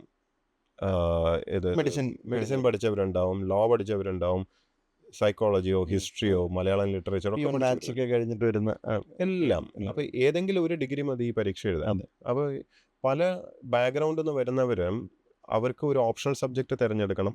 ഓക്കെ, അപ്പോൾ അവർക്ക് ഏറ്റവും അടുത്ത് നിൽക്കുന്ന ഒരു സബ്ജക്റ്റ് ചിലപ്പോൾ അവർ പഠിച്ച സബ്ജക്റ്റ് തന്നെയായിരിക്കാം. കുറച്ച് ഓപ്ഷൻസ് ഉണ്ട്, ആ ഓപ്ഷൻസ് ഒന്നേ എടുക്കാൻ പറ്റുള്ളൂ.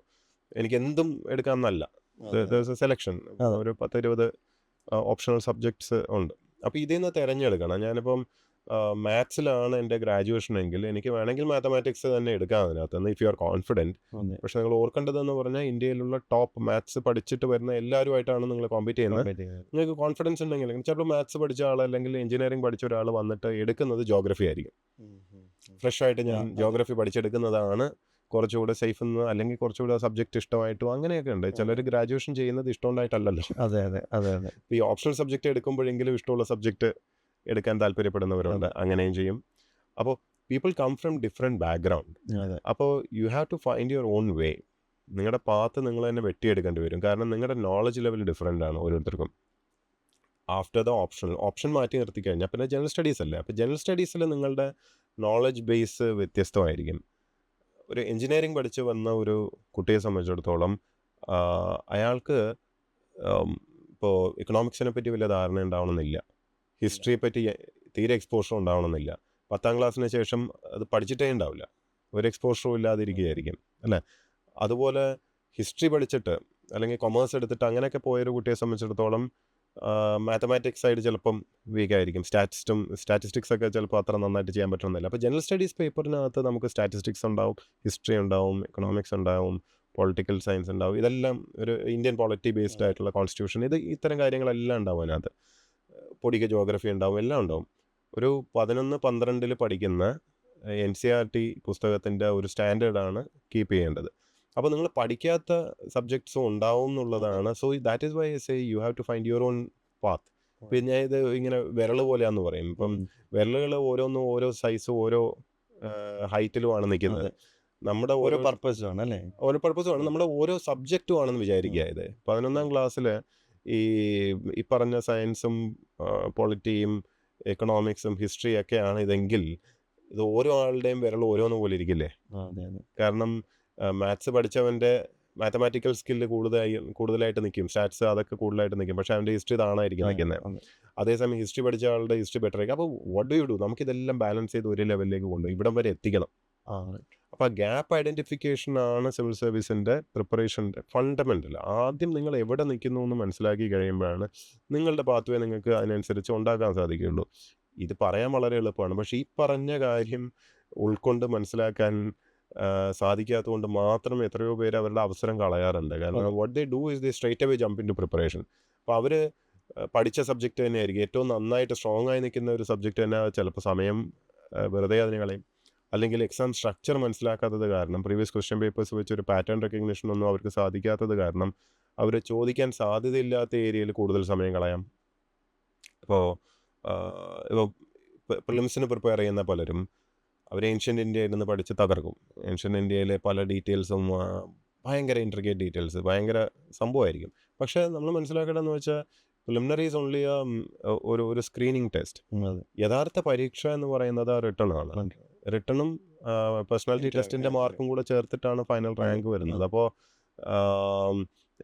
ഇവർ ഇത്രയും മെനക്കെട്ട് ഇത്രയും സമയം ഡിസ്പ്രപ്പോർഷനേറ്റ്ലി അധികം കൊടുക്കുന്ന ഏൻഷ്യൻ്റ് ഇന്ത്യയിൽ നിന്ന് മെയിൻസിന് ക്വസ്റ്റ്യൻസ് ഇല്ല. ആക്ച്വലി അവിടെ മോഡേൺ ഇന്ത്യയേ ഉള്ളൂ സിലബസിൽ. അപ്പോൾ നേരത്തെ പറഞ്ഞ പോലെ വെള്ളം ഇല്ലാത്തടത്ത് കുഴിച്ചിട്ട് കാര്യമില്ല. അതെ, സ്മാർട്ട് വർക്കാണ് വേണ്ടത്. ഇതിനകത്ത് സമയം പരിമിതമാണല്ലോ. അതെ. And most importantly it's A psychological exam. ഒരു സ്ട്രെസ് മാനേജ്മെന്റ് ഭയങ്കരമായിട്ട് വേണമെന്നുള്ളത്. സ്ട്രെസ് മാനേജ്മെന്റിനെക്കാട്ടിലും ഞാൻ പറയാം യുവർ മൈൻഡ് മാനേജ്മെന്റ്. നിങ്ങൾക്ക് ഇതിനകത്ത് മോട്ടിവേറ്റഡ് ആയിട്ട് നിൽക്കണ്ടേ. എക്സാം തന്നെ ഒരു വർഷം പ്രോസസ്, പ്രിലിമിനറിയും മെയിൻസും അതൊക്കെ കഴിഞ്ഞ് പേഴ്സണാലിറ്റി ടെസ്റ്റിംഗ് കഴിഞ്ഞ് റിസൾട്ട് വരുമ്പോഴേക്കും അടുത്ത പ്രിലിമിനറിയുടെ സമയമായി. അപ്പോൾ ഈ എക്സാം ഒരു വർഷമുണ്ട്, അതിന് മുമ്പ് ഒരു വർഷം നിങ്ങൾ പ്രിപ്പയർ ചെയ്യുന്നു എന്ന് വിചാരിക്കും. അപ്പം തന്നെ 2 വർഷം പോയി, ജീവിതത്തിലെ 2 years ആണ്. ഇനി അഥവാ ആ ഒരു അറ്റംപ്റ്റിൽ കിട്ടിയില്ലെങ്കിൽ നിങ്ങൾ 1 more year you have to figure out അല്ലേ. അപ്പോൾ 1, 2, 3 വർഷം നിങ്ങൾ അതിനെ ഡെഡിക്കേറ്റ് ചെയ്യാൻ വേണ്ടിയുള്ള ഒരു മാനസികാവസ്ഥ കൂടെ വേണം. അതെ, ഇതിങ്ങനെ തന്നെ ആ ഒരു മാനസികാവസ്ഥ വരികയും ഇവിടെ വന്ന് നിന്ന് 4 വർഷമൊക്കെ ട്രൈ ചെയ്തിട്ട് കിട്ടാത്തവരെയും, ചിലർ പിന്നെ സ്റ്റേറ്റിൽ ചെറിയ ജോലിയൊക്കെ ആയിട്ട് PSC ഒക്കെ എഴുതിപ്പോയ ഒരുപാട് പേരെ എനിക്കറിയാവുന്നതുണ്ട്. പക്ഷെ ശരിക്കും എവിടെ ആയിരിക്കും അവർ ലാക്ക് ചെയ്യുന്നത് ശരിക്കും? അങ്ങനെയുള്ളവർക്ക് വേണ്ടി ആണ് ഈ ചോദ്യം. അല്ല, ലാക്കിംഗ് ആയിട്ടൊന്നും ചിന്തിക്കേണ്ട കാര്യമൊന്നുമില്ല. ഇതിനകത്ത് കുറേ ഫാക്ടേഴ്സ് ഉണ്ടെന്നേ. ഇതിപ്പോൾ വളരെ കഴിവുള്ളവർക്കും ചിലപ്പോൾ ഇത് ക്രാക്ക് ചെയ്യാൻ സാധിക്കണം എന്നില്ല. അത് അവരുടെ ബുദ്ധിയുടെ ഒരു റിഫ്ലക്ഷനൊന്നുമല്ല, അവരുടെ കഴിവിൻ്റെ റിഫ്ലക്ഷനൊന്നുമല്ല. ഇതൊരു എക്സാമാണ്, അങ്ങനെയാണ്. ഈ എക്സാം എന്ന് പറഞ്ഞു കഴിഞ്ഞാൽ ഏറ്റവും മിടുക്കരെ കണ്ടെത്താനുള്ള എക്സാം ഒന്നും അല്ല. ഇത് പ്രൈമറിലി ദിസ് ഈസ് എന്താ പറയുക, ഒരു എലിമിനേഷൻ ടെസ്റ്റാണ്. ഇന്ത്യയിലെ എല്ലാ പരീക്ഷയും എലിമിനേഷൻ ടെസ്റ്റാണ്. ഇന്ത്യയിലിപ്പോൾ നീറ്റ് പരീക്ഷ ആയാലും കാറ്റ് what ever you take the exam, ഏത് പരീക്ഷ എടുത്താലും നിങ്ങൾ കുറേ പേരെ ഒഴിവാക്കാനാണ് നോക്കുന്നത്. കോമ്പറ്റേറ്റീവ് എക്സാംസ് എല്ലാം അങ്ങനെയാണ്. കാരണം MBBS പഠിക്കാനുള്ള സീറ്റ് പരിമിതമാണ്, എഞ്ചിനീയറിംഗിൻ്റെ എല്ലാം പരിമിതമായതുകൊണ്ട്, ഇന്ത്യയിൽ ഇത്രയും പോപ്പുലേഷൻ ഉള്ളതുകൊണ്ടും, ആൻഡ് ഈ UPSCയുടെ പ്രത്യേകത അറിയാലോ, ഇത്രയും കോമ്പറ്റേറ്റീവ് 9 ലക്ഷത്തിൽ നിന്ന് 1000-ൽ താഴെ കൊണ്ടുവരണ്ടേ. അപ്പോൾ നമുക്ക് ഏറ്റവും എളുപ്പം എന്താണ്? എലിമിനേഷൻ ആണ്, അല്ലാതെ സെലക്ഷൻ അല്ല. അപ്പോൾ സെലക്ഷനും എലിമിനേഷനും തമ്മിൽ വലിയ വ്യത്യാസമുണ്ട്. ഏറ്റവും നല്ലൊരു സിവിൽ സർവൻറ്റിനെ കണ്ടെത്താനുള്ള ഒരു പരീക്ഷ അല്ല ഇത്. അതുപോലെ തന്നെ നീറ്റ് ഏറ്റവും നല്ല ഡോക്ടർ കണ്ടെത്താനും അല്ലല്ലോ. കാരണം ഏറ്റവും നല്ല സർജൻ എന്ന് പറഞ്ഞാൽ ശരിക്കും എന്താണ്? നല്ല ഹാൻഡ് ഐ കോർഡിനേഷൻ ആയിരിക്കും വേണം. നന്നായിട്ട് വെട്ടാൻ അറിയണം, നന്നായി തുന്നാൻ അറിയണം. അതെ. ഇത് എവിടെങ്കിലും ടെസ്റ്റ് ചെയ്യുന്നുണ്ടോ? ഇല്ല ഇല്ല ഒരു സർജന് വേണ്ടുന്ന ഇല്ല ഈ ഒന്നുമില്ല സ്കിൽസ് ഒന്നും ടെസ്റ്റ് ഒന്നുമില്ല ചെയ്യുന്നില്ല. അപ്പോൾ ഒരു കുറെ കൂടെ നോളജ്, കുറച്ച് മെമ്മറി, കുറച്ച് ഐക്യൂയുടെ കോറിലേഷൻസ് ഉള്ള കുറച്ച് ഇത്, കോംപ്രിഹെൻഷൻ, ഇത്തരം കപ്പാസിറ്റീസ് ജനറൽ ഒരു ഇൻ്റലിജൻസിൻ്റെ കുറച്ച് കാര്യങ്ങൾ നോക്കിയിട്ട് അതിൽ കൊള്ളാം എന്ന് തോന്നുന്ന ആൾക്കാരെ എടുത്തിട്ട് പിന്നെ ട്രെയിൻ ചെയ്യുന്നതിലേക്ക് കൊണ്ടുവരിക. എടുക്കുക എന്നുള്ളത് അത്രേ ഇതിനകത്ത് നടക്കുന്നുള്ളൂ. എന്തെങ്കിലും പേരിൽ കുറേ പേര് എലിമിനേറ്റ് ചെയ്യണം. ചെയ്യണം. അപ്പം അങ്ങനെ ഒരു എക്സാമാണ്. അപ്പോൾ എക്സാമിനെ മനസ്സിലാക്കുക എന്നുള്ളതാണ് ഇതിലെ key. And second thing is perseverance. Perseverance test ചെയ്യാതെ ടെസ്റ്റ് ചെയ്യപ്പെടുകയാണ് അതിനകത്ത്. കാരണം ഒരു വർഷം നിൽക്കണ്ടേ ഇങ്ങനെ. അതെ അതെ ഈ പരീക്ഷയ്ക്കകത്ത് പിടിച്ച് നിൽക്കൽ എന്ന് പറഞ്ഞാൽ അത്ര എളുപ്പമല്ല. കാരണം സൈക്കോളജിക്കലി അപ്സ് ആൻഡ് ഡൗൺസ് ഉണ്ടാവും. നിങ്ങളുടെ ജീവിതത്തിൽ ചുറ്റുപാടുമുള്ള 100 കാര്യങ്ങൾ അല്ലെങ്കിൽ നടക്കുന്നുണ്ടാവും. പോസ് ബട്ടൺ ഒന്നുമില്ലല്ലോ. ഞാൻ എക്സാമിന് പഠിക്കുകയാണ്, ജീവിതം ബാക്കിയെല്ലാം നിർത്തി വെക്കണം എന്ന് പറ്റില്ലല്ലോ. ജീവിതത്തിലെ ബാക്കി എല്ലാ കാര്യങ്ങളും നടക്കും, നല്ലതും ചീത്തയും ഒക്കെ നടക്കും. പ്രത്യേകിച്ച് ആ പ്രായത്തിൽ പലതുണ്ട്. ഇപ്പം പെൺകുട്ടികളൊക്കെ ആണെങ്കിൽ അവർ കെട്ടിക്കാനുള്ള പ്രശ്നം ഉണ്ടാവും. ഈ ആണുങ്ങൾക്കും പെണ്ണുങ്ങൾക്കും എല്ലാവർക്കും ഉണ്ട്. അതിനിടയിൽ പ്രേമം ഉണ്ടാവും, പ്രേമം പൊട്ടും. ഇത് go through psychological ups and downs. ഇതിൻ്റെ ഇടയിലൂടെ വേണം ഈ പരീക്ഷയ്ക്ക് പഠിക്കാൻ. ഇങ്ങനെ എത്രയോ പേരെ നമുക്കറിയാം. അപ്പം നല്ല അവസരങ്ങൾ ചിലപ്പം ഇമോഷണൽ സ്റ്റെബിലിറ്റി ഇല്ലാത്തതുകൊണ്ട് മാത്രം നഷ്ടപ്പെട്ടവരൊക്കെ ഉണ്ട്. ചാൻസ് അല്ലേ, ഓരോ വർഷമാണ്. ഒരു തവണ ഒരു പരീക്ഷ ഒരു ദിവസം തെറ്റിപ്പോകുമ്പോൾ തന്നെ നിങ്ങളുടെ ആ ഒരു ഈ മറ്റേ എണിയും പാമ്പും പോലെയാണ്. നിങ്ങൾ താഴെ വന്ന് വീണ്ടും തുടങ്ങണ്ടേ. അതെ ഒരു വർഷം കഴിഞ്ഞ് പിന്നെ എഴുതണ്ടേ. അപ്പം ഇതിൽ പെർസിവറൻസ് ആണ് ഏറ്റവും കീ. ഇത് ആ പെർസിവറൻസും പിന്നെ ഒരു തവണ ട്രൈ ചെയ്യുമ്പോൾ അതിൽ മിസ്റ്റേക്ക് എന്താണെന്ന് തിരിച്ചറിയാൻ പറ്റണം. പലരും എഴുതും, കിട്ടിയില്ല, ഓക്കെ കഴിഞ്ഞു. അങ്ങനെയല്ലല്ലോ, നിങ്ങൾ പോസ്റ്റ്മോർട്ടം ചെയ്യണം. അതിൻ്റെ വാട്ട് വെൻറ്റ് റോങ് എന്നുള്ളത് മനസ്സിലാക്കാനുള്ള ഒരു എഫേർട്ട് പലരും ഓവർകം ചെയ്ത് കൊണ്ടുവരിക. അതെ, എന്നിട്ട് ട്രൈ. ഇനി കിട്ടിയില്ലെങ്കിൽ അൾട്ടിമേറ്റ്ലി നടന്നില്ല, നിങ്ങളുടെ അവസരങ്ങൾ കഴിഞ്ഞു എന്ന് വിചാരിച്ചിട്ട് ഡെസ്പാവൊന്നും വേണ്ട. കാര്യം ഈ സിവിൽ സർവീസിന് വേണ്ടി പ്രിപ്പയർ ചെയ്തത് നിങ്ങൾക്ക് നോളജാണ് തരുന്നത്. ഇത് ഒരിക്കലും വേസ്റ്റ് ആവില്ല. ഇതുകൊണ്ട് നിങ്ങൾക്ക് വേറെ പല ടെസ്റ്റുകൾ കിട്ടാൻ സാധ്യതയുണ്ട്. ഇനി അതെല്ലാം നിങ്ങൾ വേറെ വഴിക്ക് പോവുകയാണെങ്കിൽ, നമുക്കറിയാവുന്ന സുഹൃത്തുക്കളെക്കാട്ടിലും നമ്മൾ ജൂനിയേഴ്സ് പ്രിപ്പയർ ചെയ്തതാണ്. നമ്മൾ ആക്ച്വലി ആ പിയർ ഗ്രൂപ്പിൽ പ്രിപ്പയർ ചെയ്ത് ഓൾമോസ്റ്റ് എല്ലാവരും സർവീസിൽ കയറി. അങ്ങനെ ഒരു പക്ഷെ പിന്നീട് നമുക്കറിയാവുന്ന പലരും കിട്ടാതെ പോയവരും സ്ട്രഗിൾ ചെയ്ത് അതൊക്കെ ഉണ്ട്. They have done well. അവർ ഈ ഇവിടുന്ന് കിട്ടിയ നോളജും ആ ഒരു എൻറിച്ച്മെൻറ്റും അവരുടെ ജീവിതത്തിൽ ഗുണം ചെയ്തിട്ടേ ഉള്ളൂ.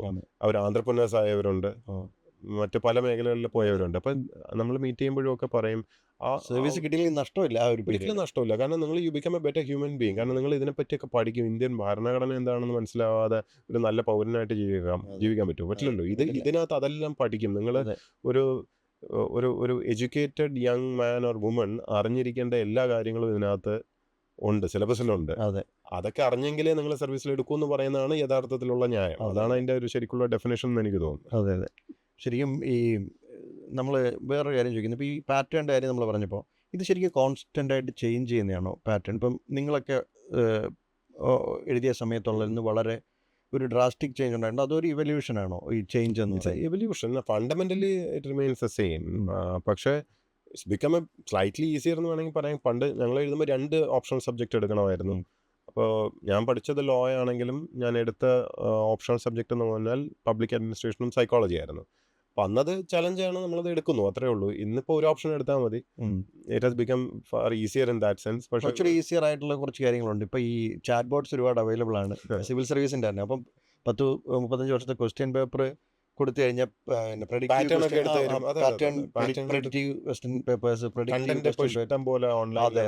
അത് കുറച്ചുകൂടെ അവർക്ക് പ്രിപ്പറേഷന് എളുപ്പമായിട്ട് വരുന്നത്. പക്ഷെ അതിന്റെ മറുവശമുണ്ട്. കാരണം ഇത് എല്ലാവർക്കും അവൈലബിൾ ആണെന്ന് വരുമ്പോൾ ഇത് സ്റ്റാൻഡേർഡ്സ് ഓൾസോ ഗോ അപ്പ്. എല്ലാവരും ഇതുപോലെ പാറ്റേൺ മനസ്സിലാക്കിയാണ് വരുന്നത്. എല്ലാവർക്കും ഒരു ലെവൽ പ്ലേയിങ് ഗ്രൗണ്ട് ആണ്. അപ്പോൾ ആ ഫീൽഡ് ഇസ് വെരി കോമ്പറ്റീഷൻ ഭയങ്കരമായിട്ട് കൂടും. ഫെയർ എനഫ് വേണമല്ലോ. കാരണം പണ്ട് ഇപ്പോൾ സിവിൽ സർവീസിൽ ഇപ്പം ഞാൻ പ്രിപ്പയർ ചെയ്യുന്ന സമയത്ത് ഒരു IAS കിട്ടിയ ഒരാളെ കാണുന്നത് ഇൻ്റർവ്യൂക്ക് പോകുന്നതിന് മുമ്പാണ്. അതുവരെ കണ്ടിട്ട് പോലുമില്ല. കാരണം സംസാരിക്കാൻ നമുക്ക് പേടിയും, ആളെ മീറ്റ് ചെയ്യാൻ സൗകര്യമില്ലായ്മ, അതൊക്കെ ഉണ്ടല്ലോ, ഭയമാണ്. ഇന്നിപ്പം ഒരു സിവിൽ സർവൻറ്റിനെ കാണാനോ സംസാരിക്കാനോ ഒന്നും അത്ര പാടൊന്നുമില്ല. പിന്നെ കണ്ടന്റ് ഇഷ്ടം പോലെ ഓൺലൈനിൽ അവൈലബിൾ യൂട്യൂബിലും ഇതൊക്കെയാണ്. അങ്ങനെയുള്ള ഒരു ഡിസ്ട്രപ്ഷൻ നടന്നിട്ടുണ്ട് ഇതിന്. ഈ ശരിക്കും ആർട്ടിഫിഷ്യൽ ഇൻ്റലിജൻസിൻ്റെ ഒരു വളർച്ച ശരിക്കും നമ്മൾ തന്നെ ഇപ്പം ഡേ ടു ഡേ ഒരുപാട് ഡിസിഷൻ മേക്കിങ്ങിന് നമ്മൾ അസിസ്റ്റൻസ് ഉപയോഗിക്കുന്നുണ്ട്, ഒരുപാട് ചാറ്റ് ബോട്ടുകൾ. ശരിക്കും അഡ്മിനിസ്ട്രേറ്റീവ് ടാസ്ക് ആണല്ലോ, പ്രത്യേകിച്ച് IAS. അപ്പം ശരിക്കും ഈ ആർട്ടിഫിഷ്യൽ ഇൻ്റലിജൻസ് ഇനി വരുന്ന ഒരു പറയാണ്. അപ്പം ഈ ഒരു പുതിയ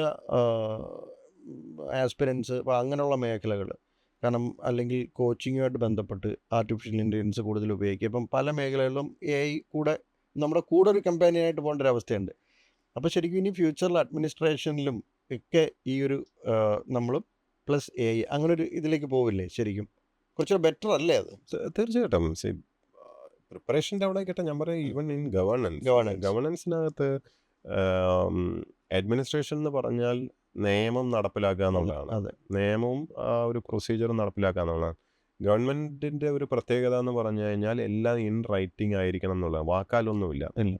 രാജഭരണം പോലെ അങ്ങനെ ചെയ്യും ഇങ്ങനെ ചെയ്യുമെന്ന് രാജാവിൻ്റെ വാക്കിന് അങ്ങനെയല്ല. You have to give it in writing. അപ്പോൾ ഫയൽ വേണം, റൈറ്റിംഗ് വേണം. സർക്കാർ ഉത്തരവുകളെല്ലാം ഇൻ റൈറ്റിംഗ് പ്രിൻറ്റ് ചെയ്തിട്ട് വരും. ഇതിൻ്റെ ഒരു ഗുണം എന്താണെന്ന് വെച്ചാൽ AI-ക്ക് ഇതൊക്കെ പഠിക്കാൻ മെറ്റീരിയൽ ഇസ് ഓൾറെഡി അവൈലബിൾ. അല്ലാതെ ഹ്യൂജ് ആണ്, പക്ഷേ ഇതെല്ലാം ഇറ്റ്സ് അവൈലബിൾ. അപ്പോൾ easily you can train. And the best thing about government is that it is very predictive. അതെ, വളരെ പ്രഡിക്റ്റബിൾ ആണ്. റിപ്പിറ്റേറ്റീവ് ആയതുകൊണ്ട് ടാസ്കുകളൊന്നും easy for to make the decision AI-ക്ക്. അപ്പം 99.9 കേസസ് AI-ക്ക് സജസ്റ്റ് ചെയ്തിട്ട് സൊല്യൂഷൻസ് പറയാൻ പാടൊന്നുമില്ല.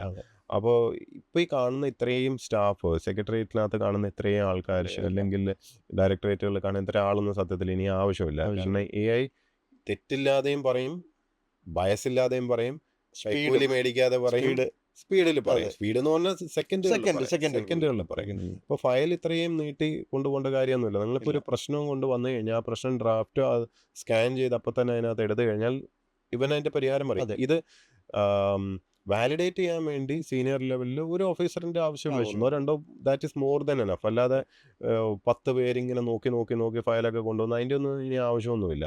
എന്ന് മാത്രമല്ല, കീഴുദ്യോഗസ്ഥർക്ക് നമുക്കൊരു ധാരണയുണ്ട്, കീഴുദ്യോഗസ്ഥർക്ക് മേലുദ്യോഗസ്ഥരെക്കാട്ടിലും അറിവ് കുറവാണെന്നൊരു ധാരണയുണ്ട്. അപ്പോൾ താഴേന്ന് പരിശോധിച്ച് വെക്കുന്നത് എന്തോ വലിയ വിവരമുള്ള ആൾക്ക് വെച്ച് കൊടുക്കുന്ന പോലെയാണ്. It can work reverse also. ശരിക്ക് കീഴുദ്യോഗസ്ഥർക്കായിരിക്കും ചിലപ്പോൾ കൂടുതൽ അറിയുന്നത് ഉണ്ടാവും. ഇനിയിപ്പം നടക്കുന്നതെന്ന് വെച്ചാൽ ഈ കീഴുദ്യോഗസ്ഥനോ whoever it is in the hierarchy, subordinate ആയിട്ടുള്ള സ്റ്റാഫിൻ്റെ അവർക്ക് സപ്പോർട്ട് ചെയ്യാൻ ഒരു AI ടൂൾ ഉണ്ടെങ്കിൽ ഈ AI ടൂളിനെ മേലെ ഇരിക്കുന്നവനെക്കാട്ടിലും അറിയും, എല്ലാവരെക്കാട്ടിലും അറിയും. കാരണം അതിന് മിസ്റ്റേക്ക് വരുത്താനും സാധ്യത കുറവാണ്. അപ്പോൾ it will give you A suggested decision. ആ ഡിസിഷനിൽ നിന്ന് ഡീവിയേറ്റ് ചെയ്തൊരു ഡിസിഷൻ എടുക്കുന്നുണ്ടെങ്കിൽ മാത്രം നിങ്ങൾ കാരണം എഴുതിയാൽ മതി. ഡിസ്ക്രിപ്ഷൻ എന്തെങ്കിലും ഉപയോഗിക്കണം എന്നുണ്ടെങ്കിൽ, അല്ലെങ്കിൽ ഈ AI ടൂളിന് കാണാത്ത വേറെ എന്തെങ്കിലും ഒരു ആംഗിൾ ഉണ്ടെങ്കിൽ, പ്രത്യേകിച്ച് മനുഷ്യത്വപരമായിട്ടുള്ള വേറെ എന്തെങ്കിലും ഒരു ആംഗിൾ ഉണ്ടെങ്കിൽ അത് മാത്രം, അല്ലെങ്കിൽ അത് ഓവർ റൂൾ ചെയ്യേണ്ടി വരികയാണെങ്കിൽ അത് മാത്രം എഴുതിയിട്ട് പോയാൽ മതി. So things become very fast.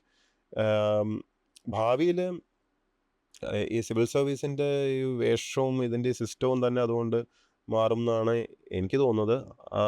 പ്രത്യേകിച്ച് ഈ സപ്പോർട്ട് സ്റ്റാഫും സിസ്റ്റവും ഇത്രയൊന്നും ഇനി ആവശ്യമില്ല. യഥാർത്ഥത്തിൽ ജനങ്ങൾക്ക് ഇത്ര ഒരു ജനസേവനം നമ്മളതിനെ ക്വാണ്ടിഫൈ ചെയ്ത് കൊടുക്കാൻ നമുക്ക് പണ്ട് വേണ്ടി വരുന്ന ഇത്രയും റിസോഴ്സസ് ഉണ്ടെങ്കിൽ അത് ഇത്ര മതിയിന്.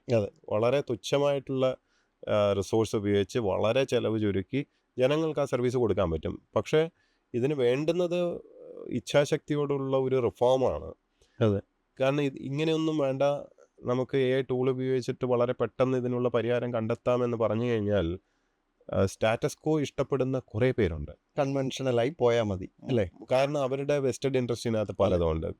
ഈ ഒരു സിസ്റ്റം ഇങ്ങനെ തുടരുന്നതിൽ താല്പര്യമുള്ളവരുണ്ട്. അവരിതിന് അനുവദിക്കുമെന്നുള്ളതാണ്. കാരണം 2 വർഷത്തിന് മുമ്പ് AI ടൂൾസ് ഉപയോഗിച്ചിട്ടുള്ള യൂസ് കേസസ് 300-ലധികം യൂസ് കേസുകൾ ഐഡൻറ്റിഫൈ ചെയ്തിട്ട് സർക്കാരിൽ സമഗ്രമായിട്ടുള്ള മാറ്റം കൊണ്ടുവരാൻ പറ്റുന്ന ഒരു പ്രപ്പോസൽ ഞാൻ അത് ആ കമ്മിറ്റി ഹെഡ് ചെയ്തതാണ്, അതിൻ്റെ ചെയർമാനാണ്. അപ്പോൾ അത് സമർപ്പിച്ചാണ്. 2 കൊല്ലമായി. അതിൽ ഒരു ടൂൾ പോലും അല്ലെങ്കിൽ ഒരെണ്ണം പോലും റോൾ ഔട്ട് ചെയ്യാൻ ഒരു നയപരമായിട്ടുള്ള ഡിസിഷൻ എടുത്ത് അതിന് മുമ്പോട്ട് പോകാൻ ഇനിയും സാധിച്ചിട്ടില്ല എന്നുള്ളതാണ്. അതേസമയം അതെല്ലാം വളരെ എളുപ്പത്തിൽ ചെയ്യാവുന്ന കാര്യങ്ങളുമാണ്.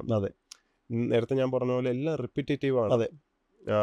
ഈ ടൂൾസ് ഒരു ഏജൻറ്റുകൾ ക്രിയേറ്റ് ചെയ്യുക. ഇപ്പോൾ ഞാൻ ക്യാംകോ എന്ന് പറഞ്ഞ പൊതുമേഖലാ സ്ഥാപനത്തിൽ അതിൻ്റെ MD ആയിരുന്ന സമയത്ത് അവിടെ ഏജൻറ്റിക് ടൂൾസ് ഉപയോഗിച്ചാണ്. That's like 2 years back. അപ്പോൾ അന്ന് അവിടെ ഓരോ ഡിപ്പാർട്ട്മെൻറ്റിനും, മാർക്കറ്റിംഗ് ഡിപ്പാർട്ട്മെൻറ്റ് വേണ്ടിയും ഇത് നമ്മുടെ ഫാക്ടറിയുടെ മേൽനോട്ടം വഹിക്കുന്ന ഓരോ ഡിപ്പാർട്ട്മെൻറ്റിന് വേണ്ടിയും നമ്മൾ ഓരോ ഏജൻറ്റിക് ടൂളുകൾ സൃഷ്ടിക്കുകയും അവിടുത്തെ HODകൾക്ക് വെർച്വൽ കൺസൾട്ടൻറ്റുകളായിട്ട് അവരെ വയ്ക്കുകയൊക്കെ ചെയ്തായിരുന്നു. And the impact was really good. കാരണം നമുക്കൊരു 1-2 മാസത്തിനുള്ളിൽ തന്നെ അതിൻ്റെ വ്യത്യാസം അറിയാനുണ്ടായിരുന്നു. കാരണം ഏറ്റവും സമഗ്രമായിട്ടുള്ള ആ വിഷയത്തിലുള്ള അറിവ് ഇവന് കൊണ്ടുവരാൻ സാധിക്കുന്നുണ്ട്. അതെ, naturally. അപ്പം അവിടെയുള്ള ആ ഡിപ്പാർട്ട്മെൻറ്റ് ഹെഡ് അദ്ദേഹം കുറേ കാലമായി പബ്ലിക് സെക്ടറിലിരുന്ന് അത്യാവശ്യം പ്രായമുണ്ട്, പുറം ലോകമായിട്ടുള്ള ടച്ചൊക്കെ പോയി. നമുക്കറിയാലോ പൊതുമേഖലാ സ്ഥാപനത്തിലുണ്ടാകുന്ന എല്ലാവിധ പ്രശ്നങ്ങളുമുണ്ട്. പക്ഷേ ദേ ഗോട്ട് ട്രാൻസ്ഫോം സഡൻലി. കാരണം അവർക്ക് ഈ ടൂളിൻ്റെ സപ്പോർട്ട് വരുന്നതോടെ അവരങ്ങ് എന്താ പറയുക ചിറക് വിടർത്തി അങ്ങ് മസിൽ ആദ്യം പഠിച്ച് മാറിയിരിക്കുന്നവർക്ക് ഇത് കുറച്ചുകൂടി ഈസി ആക്കുകയാണല്ലോ ചെയ്യുന്നത്. പണി ഏത് ഈസിയാവും. ടാസ്കും പിന്നെ പണി ഈസിയാവും. ആർക്കും യൂസ് ചെയ്യാം. മറ്റേ തീർച്ചയായും. നേരത്തെ എന്ന് പറഞ്ഞാൽ ഇപ്പം IT വരുമ്പോൾ നമ്മൾ കോഡിങ്ങും സംഭവം അതെ, എഞ്ചിനീയറിംഗ് അതെ, പറ്റുമെന്ന് അതെ. പറയുമ്പോൾ ഇത് എനിയോൺ ക്യാൻ യൂസ് ദിസ്. ഇത് പ്രോംപ്റ്റ് ചെയ്യാൻ അതെ, അറിഞ്ഞാൽ മതിയല്ലോ. പ്രോംപ്റ്റ് എഞ്ചിനീയറിംഗ് എന്നൊരു ചായ അതെ, ഇപ്പോൾ അതെ. പറയുന്നുണ്ട്. സത്യത്തിൽ പ്രോംപ്റ്റ് എന്ന് പറഞ്ഞു കഴിഞ്ഞാൽ എന്താണ് അതെന്ന് പറഞ്ഞാൽ സത്യത്തിൽ നല്ല ചോദ്യങ്ങൾ ചോദിക്കുക. നല്ല ചോദ്യം, നല്ല വൃത്തിക്ക് സംസാരിച്ച ഒരു ഭാഷാപരമായിട്ടുള്ള വ്യക്തതയാണ് അതെ, വേണ്ടുന്നത്. അതെ. മാത്രമല്ല ഒരു ഒരു ഒരു ടീച്ചിങ് കപ്പാസിറ്റി കൂടിയാണ്. ഒരു കുട്ടിയുടെ അടുത്ത് അതെ. സംസാരിക്കുന്നത്, ഇവനെ നമ്മളൊരു കുട്ടിയായി കണ്ടിട്ട് ആ കുട്ടിയുടെ അടുത്ത് സംവേദിക്കാനുള്ള സ്കില്ല് നിങ്ങൾക്കുണ്ടെങ്കിൽ അതെ. നിങ്ങൾ നല്ലൊരു പ്രോംപ്റ്ററാണ്. അതെ, ഇപ്പോൾ 5 പേരിരുന്നിട്ട് ഇപ്പോൾ ChatGPT എടുത്തോ ജെമിനായി എടുത്തോ ഏതെങ്കിലും പെർപ്ലെക്സിറ്റി ഏതെങ്കിലും ഒരു ടൂളിനോട് ചോദിക്കുന്ന ഇപ്പോൾ പറയുകയാണ് ഇന്നൊരു കാര്യമാണ്. അപ്പോൾ ഒരു ചായ ഉണ്ടാക്കുന്നത് ഒരു ചെറിയ ഉദാഹരണം പറഞ്ഞാൽ ഈ 5 പേരും ചോദിക്കുന്ന രീതി വ്യത്യാസമായിരിക്കും. ഈ ചായ ഉണ്ടാക്കാൻ മാത്രമാണ് ചോദിക്കുന്നതെങ്കിൽ പോലും 5 ഉത്തരമായിരിക്കും കിട്ടുന്നത്. കാരണം ബെറ്റർ ചോദ്യത്തിനനുസരിച്ചാണ് ഉത്തരം വരുന്നത്. ആബ്സലൂട്ട്ലി. ആ കോണ്ടെക്സ്റ്റ് സെറ്റ് ചെയ്യാൻ അതെ, പറ്റണം. അതെ. ആ ഏജന്റ് എന്താണെന്ന് ഷുഡ് ടെൽ. ഇത് ഇസ് വെരി ഫണ്ടമെന്റൽ. നമ്മൾ ശീലിച്ചു കഴിഞ്ഞാൽ അത് ഓക്കെയാണ്. ഈസിയാണ്. പക്ഷേ ഇതാണ് സ്കില്ല്. ഇതിന് പക്ഷേ ലാംഗ്വേജ് കോമ്പിറ്റൻസ് ഒരു ഇമ്പോർട്ടൻറ്റ് ഫാക്ടർ ആണ്. അതെ, ഇമ്പോർട്ടൻ്റ് ആണ്. ഞാൻ പറഞ്ഞ ചോട്ടെ, ശരിക്കും നമ്മളിപ്പം എന്തൊക്കെ പറഞ്ഞാലും ഒരു ഫൈനൽ ഡിസിഷൻ മേക്കേഴ്സ് കാര്യങ്ങൾ ഇംപ്ലിമെൻ്റ് ചെയ്യണമെങ്കിൽ പൊളിറ്റിക്കൽ എക്സിക്യൂട്ടീവിൻ്റെ ഇതിലേക്ക് പോവുകയാണ്. അപ്പോൾ ശരിക്കും അതിൻ്റെ ഇടയ്ക്കുള്ള കോൺഫ്ലിക്റ്റും ഒക്കെ ഉണ്ടാവും. ശരിക്കും നമ്മൾ ഇനി എത്ര നാൾ, ഇപ്പോൾ 2 വർഷം മുമ്പുള്ളത് പലതും നടത്തിയില്ലെന്ന് പറഞ്ഞു. പക്ഷേ ഇനി കൂടുതൽ നാൾ കാത്തു നിൽക്കാൻ പറ്റുമെന്ന് തോന്നുന്നില്ല. ഇപ്പം ദുബായ് ആവട്ടെ, സിംഗപ്പൂർ ആവട്ടെ ഒക്കെ ഡിജിറ്റൽ ട്വിന്നൊക്കെ ചെയ്തു. ഡിജിറ്റൽ ട്വിൻ വരുമ്പം എല്ലാം എളുപ്പമായി. ഡിസാസ്റ്റർ മാനേജ്മെൻറ്റ് ചിലക്കും ഡാമൊക്കെ മാനേജ് ചെയ്യുന്നതും ഇവിടെ ഇപ്പോഴും തുറന്നു അവർ കിടന്ന് ഉറങ്ങിപ്പോയാൽ വെള്ളപ്പൊക്കം ഉണ്ടാവുന്നു. ഇതിനേക്കാളും മറ്റേ ആ ഡിജിറ്റൽ ട്വിൻ ചെയ്യുന്നു. പിന്നെ ശരിക്കും കേരളത്തിൻ്റെ ഒരു ഡിജിറ്റൽ ട്വിൻ വേണമെങ്കിൽ ചെയ്യാം. നമ്മുടെ കേരളത്തിൻ്റെ കോസ്റ്റൽ ഏരിയസിൻ്റെ ചെയ്യാം. അതുമായിട്ട് ബന്ധപ്പെട്ട കുറേ സോഫ്റ്റ് എക്കണോമി മോഡൽസ് ഞാൻ ഇങ്ങനെ അടുത്ത CM-നൊന്ന് കൊടുക്കണമെന്ന് പറഞ്ഞിട്ട് കുറച്ച് ഇങ്ങനെ പ്രിപ്പയർ ചെയ്ത് വെച്ചിട്ടുണ്ട്. അപ്പോൾ ഞാൻ പറഞ്ഞു വന്നത് ഈ നമുക്ക് ഈ ഒരു ഇപ്പോൾ സിസ്റ്റം ചേഞ്ചിനെ പറ്റിയൊക്കെ എപ്പോഴും പറയുന്നൊരു സമയമാണല്ലോ. ശരിക്കും ഇവർ അപ്ഡേറ്റ് ചെയ്യാതെ എത്രമാത്രം പറ്റും? ഒരു റീബൂട്ട് ആവശ്യമാണോ ഈ പൊളിറ്റീഷ്യൻസിൻ്റെ തലച്ചോറിൽ കേരളത്തിൽ? Actually that very good question. കാരണം നമ്മളെ ഏതൊരു ഡെവലപ്മെൻറ്റ് പറയുമ്പോഴും വീക്കസ്റ്റ് ലിങ്ക് ആ ചെയിനിലുള്ള ആരാണോ അത്രയേ നമുക്ക് അതിന് ബലമുള്ളൂ. അതെ, അല്ലേ? അപ്പോൾ പലപ്പോഴും ഗവേണൻസിൽ നമ്മൾ ഡിസിഷൻ മേക്കിംഗ് ഒരു ഫയൽ പോകുന്നു. ആ ഫയലൊക്കെ പോകുമ്പോൾ ഡയറക്ടറേറ്റ് എന്നോ അല്ലെങ്കിൽ ഫീൽഡ് ഓഫീസിൽ നിന്ന് വളരെ ഗംഭീരമായിട്ടുള്ളൊരു പ്രപ്പോസൽ ഒരു ഉദ്യോഗസ്ഥൻ ഉണ്ടാക്കി നീങ്ങിയിരിക്കാം. അപ്പോൾ അദ്ദേഹം ഉണ്ടാക്കി സെക്രട്ടേറിയറ്റിലേക്ക് അയക്കുന്നു. അയച്ചു കഴിഞ്ഞാൽ അല്ലെങ്കിൽ ഡയറക്ടറേറ്റിലേക്ക് അയക്കും. അവിടെ നിന്ന് താഴെ ഒരു അസിസ്റ്റൻറ്റ് നോക്കുന്നു, പിന്നെ മേലുദ്യോഗസ്ഥൻ സൂപ്രണ്ട് നോക്കുന്നു, സൂപ്രണ്ട് നോക്കി ഇങ്ങനെ മേലെ പോയി അവസാനം ഗവൺമെൻറ്റിലെത്തിയാൽ ഡെപ്യൂട്ടി സെക്രട്ടറി, അണ്ടർ സെക്രട്ടറി, ഇങ്ങനെ നോക്കി സെക്രട്ടറി എത്തി. എന്നിട്ട് ഒരുപക്ഷെ നയപരമായിട്ടുള്ള തീരുമാനം വേണമെങ്കിൽ മന്ത്രിയുടെ അടുത്ത് പോകുന്നു. അപ്പോൾ ഇതൊരു ചെയിനായി. ഇപ്പോൾ ഈ ചെയിനിൽ പലപ്പോഴും സംഭവിക്കുന്നതെന്ന് വെച്ചാൽ ഒരു അണ്ടർ സെക്രട്ടറിയോ അല്ലെങ്കിൽ ഒരു സെക്ഷൻ അസിസ്റ്റൻറ്റോ ആരെങ്കിലും ഉണ്ട്. അയാൾ കൊറി എഴുതുന്ന നമ്മൾ സ്ഥിരം കേൾക്കുന്നതാണ്. കൊറി എഴുതുന്നു. ഇപ്പോൾ കൊറി എഴുതിയിട്ട് ആ കൊറി എന്താണെന്നറിയാമോ? അയാൾക്കത് മനസ്സിലാവാത്തപ്പോഴാണ് അയാൾ കൊറി എഴുതുന്നത്, അല്ലേ? അതെ, is not able to understand it properly. അപ്പോൾ അല്ലെങ്കിൽ ജെന്യുവനായിട്ടുള്ള എന്തെങ്കിലും ഒരു തെറ്റ് അതിൽ കണ്ടുപിടിച്ചിട്ടായിരിക്കണം. പക്ഷേ നമുക്കറിയാം ഡയറക്ടറേറ്റിൽ നിന്നോ അല്ലെങ്കിൽ ഫീൽഡ് ഓഫീസിൽ നിന്നോ അയക്കുന്നത് മിക്കവാറും അവർ പഠിച്ചിട്ടാണ് പലപ്പോഴും അയക്കുന്നത്. They know the subject. ഈ സെക്രട്ടേറിയറ്റിലോ അല്ലെങ്കിൽ പല ഡയറക്ടറേറ്റിലോ ഇരിക്കുന്ന അവർ സ്പെഷ്യലിസ്റ്റുകളല്ല ഈ വിഷയത്തിൽ. അതിനെപ്പറ്റി വലിയ ധാരണ ഉണ്ടാവണമെന്നില്ല. എന്ന് മാത്രമല്ല അവർക്കതിനെപ്പറ്റി ധാരണ ഇല്ല എന്ന് അവർക്ക് ധാരണയില്ല. അവർക്കെല്ലാം അറിയാമെന്നുള്ളൊരു ധാരണയുണ്ട്. ഒരു നല്ല ജേർണലിസ്റ്റിൻ്റെ ലക്ഷണം എന്ന് പറഞ്ഞു കഴിഞ്ഞാൽ is to know what you know and what you don't know. അത് ആക്സെപ്റ്റ് ചെയ്യാനുള്ളൊരു മര്യാദയും കൊണ്ട്. അപ്പോൾ സീനിയർ ലെവലിലുള്ള ഓഫീസേഴ്സിന് പലർക്കും ഇതറിയാം. അവർ പ്രൊഫഷണൽസിനെ ആ രീതിയിൽ റെസ്പെക്റ്റ് ചെയ്ത് അവരുടെ ഇൻപുട്ട് എടുത്തിട്ടാണ് തീരുമാനങ്ങൾ എടുക്കുക. പക്ഷേ ഈ ഈഗോ ബേസ്ഡ് ആയിട്ട് പോകുന്ന പലരും കൊറിയടിക്കുന്നത് അവരുടെ അറിവില്ലായ്മയിൽ നിന്നാണ്. അതെ. അപ്പോൾ ഈ പ്രോസസ്സ് ഉണ്ടല്ലോ, ഡിസിഷൻ മേക്കിംഗ് പ്രോസസ്സിൽ പലപ്പോഴും ഇയാളെ എഡ്യൂക്കേറ്റ് ചെയ്യാനാണ് നമ്മുടെ സമയം മുഴുവൻ പോകുന്നത്. അതെ. അത് ഇയാൾക്ക് മനസ്സിലാവുന്നത് വരെ കുറിക്ക് മറുപടി അയച്ച് വീണ്ടും അയാൾ കുറി ടൈം അയച്ച് പോവാണ്. ടൈം പോവാണ്. അവസാനം ഇയാൾക്ക് എന്തെങ്കിലുമൊക്കെ അല്ലെങ്കിൽ ഇയാൾക്ക് മനസ്സിലാക്കി കൊടുക്കാൻ വേണ്ടി ഇവരെല്ലാവരും അവിടെ വന്നിരുന്ന് പറഞ്ഞു കൊടുക്കും, സാറേ ഇങ്ങനെയാണ് അങ്ങനെയാണ് ഇങ്ങനെയാണ്. എല്ലാം കഴിയുമ്പോൾ ഓ അങ്ങനെയാണല്ലേ എന്ന് പറഞ്ഞ് ഒരുപക്ഷെ അയാൾക്ക് മനസ്സിലായാൽ ഫയൽ മേലോട്ട് നീങ്ങും. അതെ. നീങ്ങിക്കഴിഞ്ഞാൽ പിന്നെ അടുത്ത ആളെ പഠിപ്പിക്കാൻ. അതെ. അപ്പോൾ ഇവരുടെയൊക്കെ ഇൻകോമ്പിറ്റൻസ് കവർ ചെയ്താണ് പലപ്പോഴും ഡിസിഷൻ മേക്കിംഗ് മുമ്പോട്ട് പോകുന്നത്. ഇതെല്ലാം കഴിഞ്ഞ് ഇപ്പോൾ താങ്കൾ പറഞ്ഞ പോലെ പൊളിറ്റിക്കൽ ലീഡർഷിപ്പിൽ അതെ. വരുന്ന സമയത്ത് അവർക്കിത് മനസ്സിലാവുന്നില്ലെങ്കിൽ തീർന്നില്ലേ. തീർന്നു. അപ്പോൾ ഇവിടെ ഒരു ഇഷ്യൂ എന്ന് പറഞ്ഞു കഴിഞ്ഞാൽ നമ്മൾ ജനാധിപത്യത്തിൽ പോപ്പുലറായിട്ടുള്ളവരെ തിരഞ്ഞെടുക്കാം. അതെ. പോപ്പുലാരിറ്റി എന്ന് പറഞ്ഞാൽ പലപ്പോഴും നമ്മുടെ നാട്ടിൽ ഇലക്ഷൻ എങ്ങനെയാണ് ജയിക്കുന്നത്, 1-to-1 കണക്ഷൻ ഉള്ള ആൾക്കാർ ജയിക്കും. അതാണ് അതെ. അല്ല, ഏറ്റവും കൂടുതൽ ആൾക്കാരുമായിട്ട് വ്യക്തിബന്ധം കാത്ത് സൂക്ഷിക്കുന്ന ആൾ, അല്ലാതെ ഏറ്റവും മിടുക്കനായിട്ടുള്ള അല്ല, ഒരിക്കലും അല്ല. അങ്ങനെയൊന്നുമല്ല. അല്ലെങ്കിൽ ഏറ്റവും മികച്ച സാമാജികൻ കഴിവുണ്ടെന്നോ ഒന്നുമല്ല. അതൊന്നുമല്ല. അപ്പം നല്ല ആളാണോ എന്ന് പോലും ചിലപ്പോൾ നോക്കില്ല. ഇല്ല, ഇല്ല. നമ്മൾ നോക്കുകയെന്ന് വെച്ചാൽ എനിക്ക് ബന്ധമുണ്ടോ, എൻ്റെ കാര്യം നടത്തി തരാൻ പറ്റുമോ, അതും നടത്തി തരാൻ പറ്റുമെന്ന് ചോദിക്കുന്ന കാര്യങ്ങൾ മിക്കതും നേരായ വഴിയിൽ നടക്കാത്ത കാര്യം നടത്തി തരാനുള്ള കഴിവുണ്ടോ എന്നാണ് ഉദ്ദേശിക്കുന്നത്. അതെ. അപ്പോൾ ഇതൊക്കെ നോക്കിയിട്ട് പിന്നെ സമുദായം, മറ്റേത് ഒരുപാട് ജാതി, മതം, അത് ഇതെല്ലാം നോക്കിയിട്ട് ആണ് യു ടേക്ക് അതെ. ഡിസിഷൻ. അപ്പോൾ ഇങ്ങനെ വന്ന ആൾക്കാരിൽ നിന്ന് തന്നെ പലപ്പോഴും മന്ത്രിസ്ഥാനത്തേക്ക് തിരഞ്ഞെടുക്കപ്പെടുന്ന എങ്ങനെയാണ്, സീനിയോറിറ്റി, വീണ്ടും കമ്മ്യൂണിറ്റി, മറ്റേത് മറിച്ചത്, ഇതെല്ലാം അതെ. നോക്കിയിട്ടൊക്കെയാണ് വരുന്നത്. ഈ ഗ്രൂപ്പ് പോലെ ഗ്രൂപ്പ് സമവാക്യങ്ങൾ എല്ലാം ഉണ്ടാവും. ഇങ്ങനെ ഡെമോക്രസി ഇങ്ങനെയാണ്. അങ്ങനെയാണ്. ഡെമോക്രസി ഇങ്ങനെയാണ്. അപ്പം ഇങ്ങനെ വന്നു കഴിയുമ്പോൾ ഇതിൽ തന്നെ മുഴുനീള രാഷ്ട്രീയം, ലൈഫ് ലോങ് ഒരു പൊളിറ്റിക്കൽ ഒരു ഇതല്ലാതെ അവർക്ക് വേറെ അസ്തിത്വം തന്നെ ഉണ്ടാവില്ല. അതെ. വിദേശ രാജ്യങ്ങളിലൊക്കെ ജോലി ചെയ്ത് സമ്പാദിച്ച് അല്ലെങ്കിൽ ഒരു സ്കില്ലുണ്ടാവും, അവനവൻ്റെ നിലനിൽപ്പുണ്ടാവും, വരുമാനം ഉണ്ടാവും, എന്നിട്ട് പൊളിറ്റിക്സിലോട്ട് വരുന്ന അങ്ങനെയാണല്ലോ. അങ്ങനെയാണ് ഇവിടെ പൊളിറ്റിക്സ് ഒരു ഉപജീവന മാർഗമായിട്ട് കാണുന്ന ബഹുഭൂരിപക്ഷം പേരുമുണ്ട്. അവിടെ വിദ്യാഭ്യാസവും ചിലപ്പോൾ അധികം ഉണ്ടാവണമെന്നില്ല. അപ്പോൾ ഇതെല്ലാം പറയുമ്പോൾ ഉള്ള കൗണ്ടർ ആർഗ്യുമെൻ്റ് എന്ന് പറഞ്ഞു കഴിഞ്ഞാൽ, പിന്നെ അത് സ്ഥിരം പറയുന്നത് പണ്ടത്തെ ഉദാഹരണം, കാമരാജൻ്റെ ഉദാഹരണമൊക്കെ പറയും. അല്ലെങ്കിൽ കഴിഞ്ഞ നൂറ്റാണ്ടിലുള്ള ഉണ്ടായിട്ടല്ലോ അത്ര വിദ്യാഭ്യാസം ഇല്ലാതെ. പക്ഷെ നമ്മൾ മനസ്സിലാക്കേണ്ടതെന്ന് പറഞ്ഞാൽ അന്ന് സ്വാതന്ത്ര്യ സമരത്തിന്റെ കാലഘട്ടവും മറ്റൊക്കെയാണ്. ഒരുപാട് പേര് വിദ്യാഭ്യാസം ഉള്ളവരായിരുന്നു, വിദേശ വിദ്യാഭ്യാസം അതൊക്കെ ഉണ്ടായിരുന്നു. അത് നല്ലൊരു ലെവലിൽ ഇരുന്നവരെല്ലാം വളരെ ക്വാളിഫൈഡ് ലോയേഴ്സ്. അന്ന് ഡ്രാഫ്റ്റ് ചെയ്ത നിയമങ്ങളൊക്കെ അതിന്റെ ക്വാളിറ്റി കാണുമ്പോൾ നമുക്കറിയാം, ലാംഗ്വേജും എല്ലാം ഗംഭീരമായിരുന്നു. എന്ന് മാത്രമല്ല, ഇതിൽ തന്നെ അഥവാ അത്ര ഫോർമൽ എഡ്യൂക്കേഷനിൽ അത്ര സ്ട്രോങ് അല്ലാതെ വന്നിട്ടുള്ള ആൾക്കാർ പോലും തക്കതായ കാരണമുണ്ട്. കാരണം അവർ ഒരുപക്ഷെ സ്വാതന്ത്ര്യ സമരത്തിന്റെ ഭാഗമായിട്ട് ഈ വിദ്യാഭ്യാസമൊക്കെ ഉപേക്ഷിച്ചിട്ട് ഇറങ്ങിയവരാണ്, കഴിവുള്ളവരാണ്, ബ്രില്യൻ്റ് ആൾക്കാരാണ്. അങ്ങനെയൊക്കെയാണ്. ഇന്ന് 2026 ഇന്ത്യയിൽ, പ്രത്യേകിച്ച് കേരളത്തിൽ, ഒരു വ്യക്തിക്ക് വിദ്യാഭ്യാസം നേരെ ചൊവ്വേ നേടാൻ സാധിച്ചില്ല എന്ന് പറഞ്ഞാൽ സ്വാതന്ത്ര്യ സമരം കാരണം ഒന്നുമല്ല, അല്ലല്ല, വേറെന്തോ പ്രശ്നം ഉണ്ടായിട്ട് തന്നെയാണ്. അല്ലേ? കേരളത്തിൽ പഠിക്കാനും മുന്നേറാനും അറിവ് ആർജിക്കാനും ടെക്നിക്കൽ അല്ലെങ്കിൽ വാട്ട് എവർ ക്വാളിഫിക്കേഷൻസ് നേടാനുമുള്ള സാഹചര്യമൊക്കെ ഇവിടെ ഉണ്ട്. അത് ബോധപൂർവ്വം അത് വേണ്ടാന്ന് വെച്ചിട്ടുണ്ടെങ്കിൽ, അല്ലെങ്കിൽ അതിനുള്ള കഴിവില്ല എന്നാണെങ്കിൽ അത് അംഗീകരിക്കണം. അത് അതിനുള്ള ശേഷി, അല്ലെങ്കിൽ he is not up to the mark എന്ന് പറയണം. അത് മോശം എന്നുള്ളത് ഇതൊന്നുമല്ല. സ്കിൽസ് ഓരോരുത്തർക്ക് മാറിയിരിക്കും. പക്ഷെ we have to understand one thing, ഇത്തരം സ്കിൽസ് ഉള്ളവർ ഭരണത്തിൽ ചുക്കാൻ പിടിച്ചു കഴിഞ്ഞാൽ നല്ല വ്യത്യാസം ഉണ്ടാവും. അത് ഫാക്റ്റാണ്. ഇപ്പോൾ നമ്മൾ ചരിത്രം പരിശോധിച്ചാൽ ഇംഗ്ലീഷ് നന്നായിട്ട് കൈകാര്യം ചെയ്യുന്ന മുഖ്യമന്ത്രിമാർ കേരളത്തിനുണ്ടായ കാലഘട്ടം എടുത്ത് പരിശോധിച്ചാൽ ആ പീരീഡിൽ എപ്പോഴും ഭയങ്കരമായ തീരുമാനങ്ങൾ ഉണ്ടായിട്ടുണ്ട്. അച്യുതമേനോൻ, അല്ലേ? അല്ലെങ്കിൽ ഇദ്ദേഹം കരുണാകരൻ, ഉമ്മൻചാണ്ടി സാറ്, ഇവർ നേരിട്ട് ഇംഗ്ലീഷിൽ ഫയൽ കൈകാര്യം ചെയ്യാൻ അറിവുള്ളവരായിരുന്നു. അപ്പോൾ അതിൻ്റെ ഗുണം എന്ന് വെച്ചാൽ ഇടനിലക്കാർ വേണ്ട.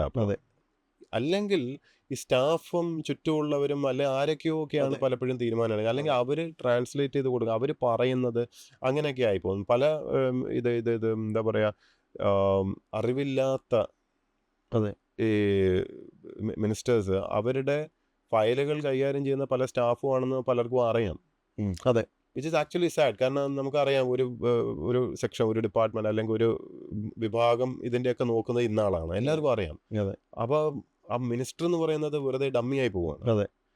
എന്ന് പറഞ്ഞാൽ ആരെങ്കിലും പറഞ്ഞു കൊടുക്കണം, ട്രാൻസ്ലേറ്റ് ചെയ്യണം. അതിൻ്റെതാവും നമ്മളൊരു ശരിക്കും നമ്മൾ കമ്മ്യൂണിക്കേറ്റ് ചെയ്യുന്ന കണക്ക് അതേ ഒരു ഇതിൽ മറ്റൊരാൾ പറഞ്ഞാൽ ഒരിക്കലും വരില്ലല്ലോ. വരില്ല. അപ്പോൾ നമ്മൾ പോയിട്ട് ഒരു കാര്യം പറഞ്ഞ് മനസ്സിലാക്കി കൊടുക്കുന്നതും ഇപ്പം മിനിസ്റ്റർക്ക് അടുത്ത് കാര്യം പറഞ്ഞെല്ലാം മനസ്സിലാക്കി കൊടുത്താലും സത്യം പറഞ്ഞാൽ നമുക്കറിയാം അദ്ദേഹത്തിനൊന്നും മനസ്സിലാവില്ല. അങ്ങനെ ഉള്ള ഇറ്റ്സ് ആക്ച്വലി സാഡ് അല്ലേ?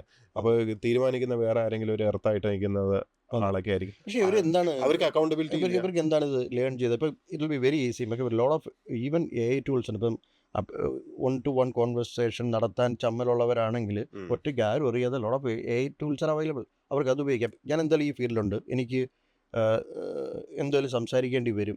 ഒരു മാസം ശ്രമിച്ചാൽ പോലും എനിക്കൊരു അത്ഭുതം തോന്നുന്നത് പ്രായമുള്ളവരെ വിടാം, ചെറുപ്പക്കാർ പോലും ഇത് ഇങ്ങനെ ആയിപ്പോകുന്ന, അതായത് വിദ്യാസമ്പന്നരായ ചെറുപ്പക്കാർ, രാഷ്ട്രീയക്കാർ, ഇംഗ്ലീഷ് പലരും പറയുന്നത് അതൊരു ഭാഷയല്ലേ, എന്താ പറഞ്ഞാൽ ഭാഷ പഠിച്ച വല്ല കുഴപ്പമുണ്ടോ? എന്തും പഠിക്കുന്നത് നല്ലതല്ലേ? അല്ല, ഇംഗ്ലീഷ് ഭാഷ ഭയങ്കര സംഭവമായതുകൊണ്ടല്ല. അല്ല അതൊരു അല്ല നമുക്ക് കമ്മ്യൂണിക്കേറ്റ് ചെയ്യണ്ടേ? അതൊരു ഇൻഡിക്കേഷൻ കൂടെയാണ്. അതെ. ഞാൻ പറയുന്നത് ഇപ്പോൾ ഒരു ക്വാളിഫൈഡ് ആണെന്ന് നമ്മൾ പറയുന്ന ഒരു വ്യക്തി, പ്രത്യേകിച്ച് English medium of instruction English ആയിട്ടുള്ള ബിരുദം. ഇപ്പം ബിരുദം നമ്മുടെ നാട്ടിലിപ്പോൾ ചില ബിരുദങ്ങൾ, ഇപ്പം LLB ഉദാഹരണത്തിന്, LLB ഇംഗ്ലീഷിലേ ഉള്ളൂ. LLB മലയാളത്തിൽ പഠിക്കാൻ പറ്റുമോ? എൻ്റെ അറിവിലില്ല. LLB is taught in English. അപ്പോൾ ഇംഗ്ലീഷിൽ ആണ് നമ്മുടെ ഭരണഘടന പഠിപ്പിക്കുന്നതും നമ്മുടെ ഭരണഘടനയുടെ നുവാൻസസ്, പല നിയമങ്ങൾ, ഇതെല്ലാം നമ്മളെ പഠിപ്പിക്കുന്നത് ഇംഗ്ലീഷിലാണ്. അപ്പോൾ ഇംഗ്ലീഷിൽ നിയമം പഠിച്ചിട്ട് LLB ഡിഗ്രി എടുത്തു, അല്ലെങ്കിൽ LLM എടുത്തു, അതിൽ PhD എടുത്തു എന്നൊക്കെ പറഞ്ഞു കഴിയുമ്പം ഇംഗ്ലീഷിലാണ് ഇതെല്ലാം പഠിച്ചതെങ്കിൽ ഇംഗ്ലീഷ് കൈകാര്യം ചെയ്യാൻ പറ്റണ്ടേ? അപ്പോൾ അത് പറ്റുന്നില്ല എന്ന് പറയുമ്പോൾ നമ്മൾ പെട്ടെന്ന് ഓർക്കേണ്ടത്, അപ്പോൾ എങ്ങനെയായിരുന്നു പഠിച്ചത്, എങ്ങനെയാണ് എഴുതിയത്, എങ്ങനെയാണ് ചെയ്തത്? ഇപ്പം അവിടെയാണ് ഇഷ്യൂ വരുന്നത്. അല്ലെങ്കിൽ ഇംഗ്ലീഷ് പഠിപ്പിച്ചുകൊണ്ടിരിക്കുന്ന ഒരാൾ എന്ന് പറയുന്ന ഒരാൾ എന്നിട്ട് ഇംഗ്ലീഷ് സംസാരിക്കുമ്പം അതിൽ ഗ്രാമാറ്റിക്കൽ വലിയ പ്രശ്നമുണ്ടെങ്കിൽ അപ്പോൾ ഇംഗ്ലീഷ് പഠിപ്പിച്ചുകൊണ്ടിരുന്ന ഒരാളുടെ അവസ്ഥ ഇതാണോ എന്ന് നമ്മൾ ചിന്തിക്കില്ലേ? അതെ. ഞാൻ പറയുന്നത് അതൊരു ഇൻഡിക്കേറ്റീവ് ഇഷ്യൂ ആണ്.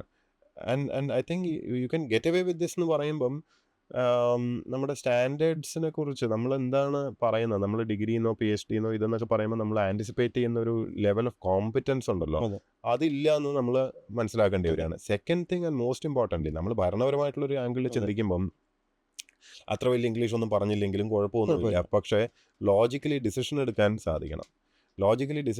സാധിക്കണം, വായിച്ചാൽ മനസ്സിലാവണം, ഫയലിൽ എഴുതുമ്പോഴെങ്കിലും വളരെ കൊഹറൻ്റായിട്ട് കാര്യം മനസ്സിലാക്കി എഴുതാനുള്ള തീരുമാനം അതിൽ വ്യക്തമാക്കി എഴുതാനൊക്കെ ഉള്ളൊരു കപ്പാസിറ്റി എങ്കിലും വേണം.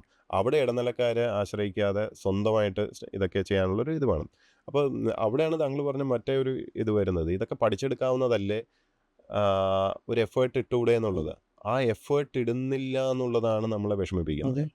അപ്പോൾ എഫേർട്ട് ഇടുന്നില്ല എന്ന് പറഞ്ഞാൽ അതിൻ്റെ അർത്ഥം എന്താണ്? They are not serious about that. അവർക്ക് അതൊന്നും അത്ര വലിയ വിഷയമായിട്ട് തോന്നുന്നില്ല. പക്ഷെ തോന്നണ്ടേ, കാരണം ജനങ്ങളുടെ ജീവൻ വെച്ച് കളിക്കുന്നവരാണല്ലോ. ഞാൻ ചെറിയൊരു കാര്യം ചോദിക്കട്ടെ, ഇതൊരു സാധാരണ എല്ലാവർക്കും തോന്നുന്ന ഒന്ന് രണ്ട് ചോദ്യങ്ങളാണ് ഞാൻ ചോദിക്കാൻ വന്നത്. അതായത് നമ്മൾ ഇപ്പോൾ ഒരാളെ തിരഞ്ഞെടുത്തു, മന്ത്രിയായി. അപ്പോൾ ഇവർ ശരിക്കും ജനങ്ങളെ സേവിക്കാനാണെന്ന് പറയുകയാണെങ്കിലും നമ്മൾ നോക്കുമ്പോൾ ഇപ്പം ഓക്കെ, സല്യൂട്ട്, നേരത്തെ പറഞ്ഞ പോലെ ഇങ്ങനെയുള്ള സംഭവങ്ങൾ കിട്ടുമ്പോൾ ഇവർ സ്വാഭാവികമായിട്ട് വിചാരിക്കുന്നത് ഇത് ഞാനെന്തോ സംഭവമാണ്, എനിക്ക് സല്യൂട്ട് കിട്ടുന്നത്. ശരിക്കും അതല്ലല്ലോ. ചീഫ് സെക്രട്ടറിക്ക് മേലുള്ള പ്രോട്ടോക്കോൾ പോലും MLAക്കും MPക്കും കൊടുക്കുന്ന 1.5 ലക്ഷം പേരുടെ പ്രതിനിധി, അല്ലെങ്കിൽ 9 ലക്ഷം പേരുടെ പ്രതിനിധി MP. അപ്പോൾ ഈ സല്യൂട്ട് ചെയ്യുന്ന ജനങ്ങളെയാണെന്ന് ഇവർക്ക് തോന്നലുണ്ടായി ഈ പ്രശ്നം തീരും. അത് ചെയ്യുന്നില്ല. ഈ സല്യൂട്ട് എനിക്കാണ്, ഞാനെന്തോ ഇതാണെന്നുള്ള രീതിയിൽ നടക്കുന്നു. അപ്പോൾ അതിനുവേണ്ടി അല്ലല്ലോ അവർ എടുക്കുന്ന ഒരു മണ്ടൻ തീരുമാനം തെറ്റിയാൽ പോലും പ്രോസിക്യൂട്ട് ചെയ്യപ്പെടേണ്ടതാണ്. കാരണം ജനങ്ങളുടെ പൈസ എടുത്ത് ചെയ്തിട്ടും ഇപ്പം ജനങ്ങളും ഏകദേശം അങ്ങനെയായി. അതായത് ഈ പൈസ ആരോ വീട്ടിൽ നിന്ന് കൊണ്ടുവരുന്ന കണക്കാണ് പൊളിറ്റീഷ്യൻസ് കൊടുക്കുന്ന രീതിയിൽ വന്നു, നമുക്കെന്തോ ഭിക്ഷക്കാശ് തരുന്നു. അല്ല, നിൻ്റെ പൈസ നിനക്ക്, നീ കൊടുത്ത പൈസ അതിൻ്റെ ഒരു പാർട്ട് എടുത്ത് അയാൾക്ക് കുറച്ച് ഫെസിലിറ്റി, കാറ്, ബാക്കി സെക്യൂരിറ്റി എല്ലാം കൊടുക്കുന്നുണ്ട്. അത് നിന്നെ സേവിക്കാനാണ്, നിന്റെ സെർവൻ്റാണ് അവർ എന്ന ചിന്ത പോലും ആൾക്കാരുടെ മനസ്സിൽ നിന്ന് പോയെന്ന് തോന്നുന്നു. കാരണം ജനങ്ങളും അങ്ങനെ ആയോ? അപ്പോൾ അതൊരു കാര്യം. രണ്ട്, ഇതേപോലെ തന്നെ ജനങ്ങളുടെ പൈസ തന്നെയാണല്ലോ പിന്നെ ബ്യൂറോക്രാറ്റ്സും ശരിക്കും. പക്ഷെ ഇതെല്ലാം ഫോക്കസ് ചെയ്യുന്ന ജനങ്ങൾക്ക് വേണ്ടി പ്രവർത്തിക്കുന്നു. ശരിക്കും അത് നടക്കുന്നുണ്ടോ? കാരണം നമ്മളെ മണ്ടത്തരം മൂലം പൈസ ഉണ്ടാക്കാൻ പറ്റുന്നില്ല. അപ്പോൾ ചെയ്യുന്നു, വീണ്ടും ജനങ്ങളുടെ പുറത്ത് കറണ്ട് ചാർജ് കൂട്ടുന്നു, വെള്ളത്തിൻ്റെ ചാർജ് കൂട്ടുന്നു. ബേസിക്കായിട്ട് ഇപ്പോൾ ഒരു വീട് ഒരു 2 വർഷം മുമ്പ് ഒരു 2500 രൂപ ഉണ്ടെങ്കിൽ നമുക്കൊരു വീടിൻ്റെ പെർമിറ്റ് കിട്ടും. പിന്നെ ഒരു 2500 രൂപ ഉണ്ടെങ്കിൽ, ഒരു 5000 രൂപ ഉണ്ടെങ്കിൽ ബിൽഡിംഗ് നമ്പർ കിട്ടുമായിരുന്നു.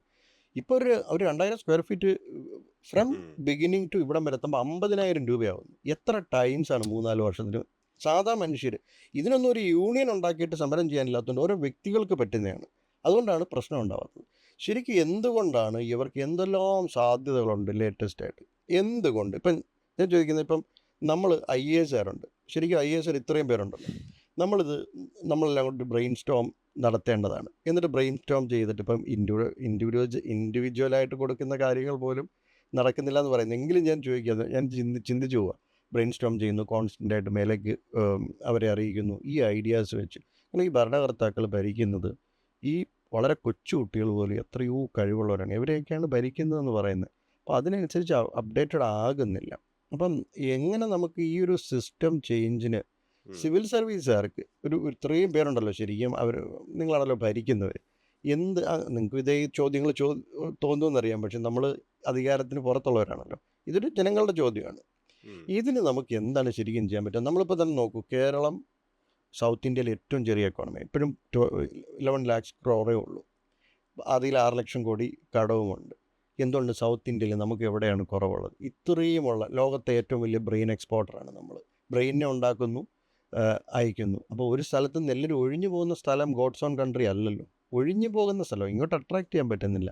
എന്താണ് പരിഹാരം? അല്ല, ഇതിലൊന്നും ഒറ്റമൂലി പരിഹാരമൊന്നുമില്ല. പക്ഷേ താങ്കൾ പറഞ്ഞ ഇതിനകത്ത് ഒരു പ്രധാന പോയിന്റ് എന്ന് പറഞ്ഞു കഴിഞ്ഞാൽ, ഈ പുതിയ ഐഡിയാസോ പുതിയ കാലഘട്ടത്തിനനുസരിച്ചുള്ള മാറ്റങ്ങളോ അത് ഉൾക്കൊള്ളണം എന്നുണ്ടെങ്കിൽ നിങ്ങൾക്ക് പുതിയ ആൾക്കാരെ തന്നെ ഉപയോഗിക്കേണ്ടി വരും. അല്ലെങ്കിൽ നിങ്ങൾക്ക് പുതിയ കാര്യങ്ങൾ പഠിക്കാൻ മനസ്സുള്ള ആൾക്കാരെ ഉപയോഗിക്കേണ്ടി വരും.